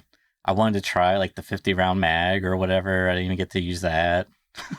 It's so funny. It's because it's a 3x1. It's like, is that a Uzi mag or are you just happy to see me? It's just like it's so long. Yeah, it's insane. But yeah, somebody was saying to me the other day they were using the 100 round mag with like the 600 RPM Uzi, and it's just like you just never have to reload because the RPM's like so low. It's like kind of like I don't know. You're sort of like you got like bad RPM sort of on purpose. So you don't have to reload. It's like it's kind of more just funny than it is anything else. Yeah. And no, God, 101. I need to have a look again. You can put I wish you could put a bipod on that because that would be fun. That would be fun. Oh my God, this thing is amazing. I was trying to make bipod work again the other day. It's just I'm not a bipod person. I had it on a big long Scar H. Just getting in the right position for it. It's just like it is a little It's so difficult. You have to really commit to camping, I think, and know the spot to make it work. It's so hard otherwise. I just found I spent the rest of the time. I spent the rest of the time just like lean peeking around corners and like trying to snipe people instead or whatever. It was just like way easier to do that because you just don't have the flexibility when you're like prone, stuck in the bike. Like your ADS speed's super fast though. It's great. Like your recoil is like near zero, but it's just impossible. See, I actually find that for the bike, because I've been trying to make use of it too. Especially this wipe since I'm not doing flea market, because then it makes like, all right, I have a shitty gun, but I have a bipod on it. So it's like, all right, this is kind of interesting. Like I was using like an AK, I don't even remember, I think it was like an AK-105, and I had like a bipod on it. It was like some goofy, and the big 60, 73 round mag, it's like some cursed combination. But anyways, I found it easier to use like crouched on like a box, like it's, and you actually don't even have to like crouch because the way, like if you have the attachment on it, there's like two different ones. There's one that like goes directly on the rail, and there's one that needs attachment. The attachment one seems to hang down a lot lower. Like I don't know if the legs are longer. I think so. As opposed to the Atlas B10 or whatever it's called. Yeah, I think so. I think the Atlas one is the one that goes on like every gun. Perhaps, because the one I for the Scar build that I made, I had to use the like Harris bipod, which is like the very specific one. I think only goes. It's on another weapon by default. I can't remember which one it is. Maybe it's the DVL. I'm not a big sniper, so I can't remember. But then there's the like B10, which is on like every gun. But I feel like if there's a box, I don't think you actually need a bipod to even like mount on something. I don't know whether it's like better with the You bipods. Maybe you get you more movement range or something. you don't, but because the way it sits, it's like it feels like it's easier to mount. Like otherwise, it's like if you don't have it, then your gun has to be very close touching the box. It's like imagine there's a Yeah. box at like my waist, right? If I have the bipod, deployed, it's just like it like knows to snap me there.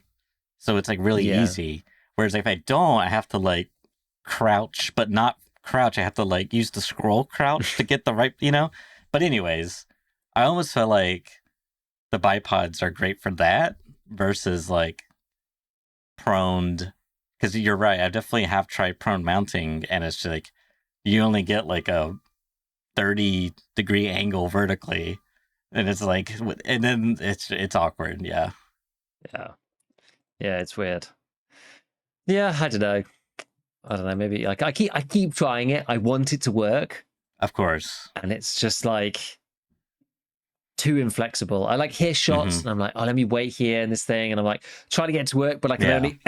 I've got like this 15-degree arc where I can Yeah. actually move in and stuff, and it's just like, oh man, I'll just like maybe like mantling against the or whatever, bracing against the like edge of something is better. I don't know.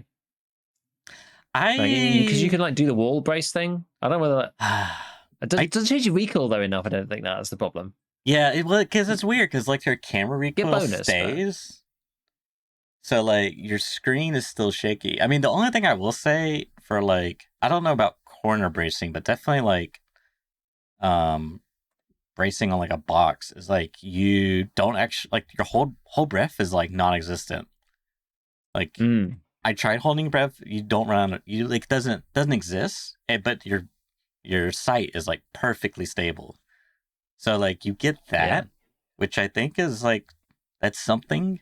But for me the corner stuff is just too like janky. Like you have to expose more of yourself to see your target. Whereas if you do it naturally, you expose less of yourself and have the same visibility. At least that's how it feels. Yeah. I think that's fair. And in most situations that's fine. I was just thinking like for trying to set up on somebody, I feel like you might have more range. It's like maybe feels more flexible than using the bipod, less flexible than doing it yourself, but you get like infinite breath and stuff. So it's like maybe there's something there. Maybe. I don't know really. It's just all of this stuff just feels too awkward. It sort of almost has to happen automatically. Otherwise, it's just not like you're gonna have to go and press the button and make sure you're set up exactly in the right place. And it's just like right. It's just too niche. I think it's just too niche most of the time. It is. But I will say bipods, I think for 3 to 5 ergo costs, if it's, I don't think it's that big of a thing to run it because you probably won't use it 10%, Yeah. I don't know. I'm trying it. We'll see if it actually does anything, but yeah. Most guns Some don't people have swear it. by it. I just can't make it work. Yeah. I think it is like extremely niche, so it's probably not worth it, but I'm gonna make it worth it. Hope. Yep. All right.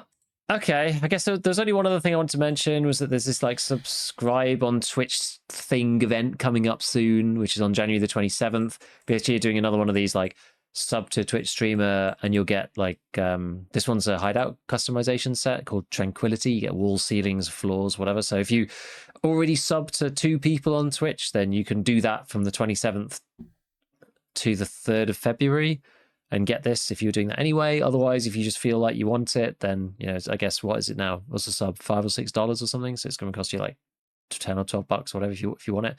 Like BSG are sort of, it looks like in the medium term at least, they are doing this kind of thing, which is, well, we want to release stuff and people some people are okay to like pay for stuff. So I guess we'll support the creators rather than taking the money ourselves. Because Nikita did say before he was just like nervous about doing any monetization. So this is like non-monetization for them, but it's monetizing like us, like the creators, which, I mean, none of us are going to say like no to, right? Because it's basically free money. So whatever. But, I mean, I don't think they get anything from this other than like viewership. Mm-hmm. So I don't like it's because I'm not opposed to like adding hideout customization stuff for money. I really couldn't care less, but Yeah, you know, I feel the same. like they did this previously with the Twitch container, right? Like you can get the Twitch container in game if you do like jump through a billion hurdles and plant cameras across every map, like 15,000 places. You can get the Twitch streamer case, but it's not like a game changer. But you can get it every wipe if you did the stream, like sub to a streamer thing. This is kind of the same deal. So it's like supporting creators in the community to get some like cosmetic thing. So you may decide that you do want to do it or you don't want to do it. It's completely up to you. But I just thought I'd point it out anyway because that's going to be happening from the 20th, Monday. So as this is going out, and it'll be on until the 3rd, so the following Monday. So it's on for a week. I think apparently you need to do 2 subs, supposedly. We'll see when it comes out. We'll see exactly what the deal is when it comes out, but and what the customization set is. Hopefully it's something cool. So we'll see. And it stays with you even after wipes. That's like what they've said before for the Twitch container as well. So long and the short, come sub to me. Shameless grift. I will say I do enjoy the hideout customization. I think it does add a lot to it, surprisingly. It's quite nice, right? Yeah, like I've really enjoyed. Like, let me just give you a little tour. So we got the hideout here. Over here, we got the rest station, also known as the Goon Cave. We got the women posters. Gotta collect them all. Terrible. I love it. I love it so much. Oh my god, yeah. I want to see all of them, but yeah, I've like the other day I was looking at them. I was like, oh my god, I have like 3 women posters, and there's like 4 slots for the rest station. I was like, I'm gonna make the Goon Cave. It's obvious. It's the only obvious choice. No, but one thing that I am disappointed, I was like, oh, they got brick textures. Like, this is going to look amazing. And, like, it does from, like, a distance. But then I got close. I mean, granted, I have low textures on, so that's definitely affecting it.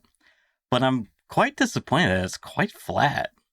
Like, I don't even know if they're using normal maps, which, like, basically takes a high poly count mesh and then maps the 2D texture on that, and then further maps that onto the low poly count one, right? But like it's a wall, so like that you probably don't need that. But like they're not using like any like what is it called? Not vertex shading, but parallax mapping.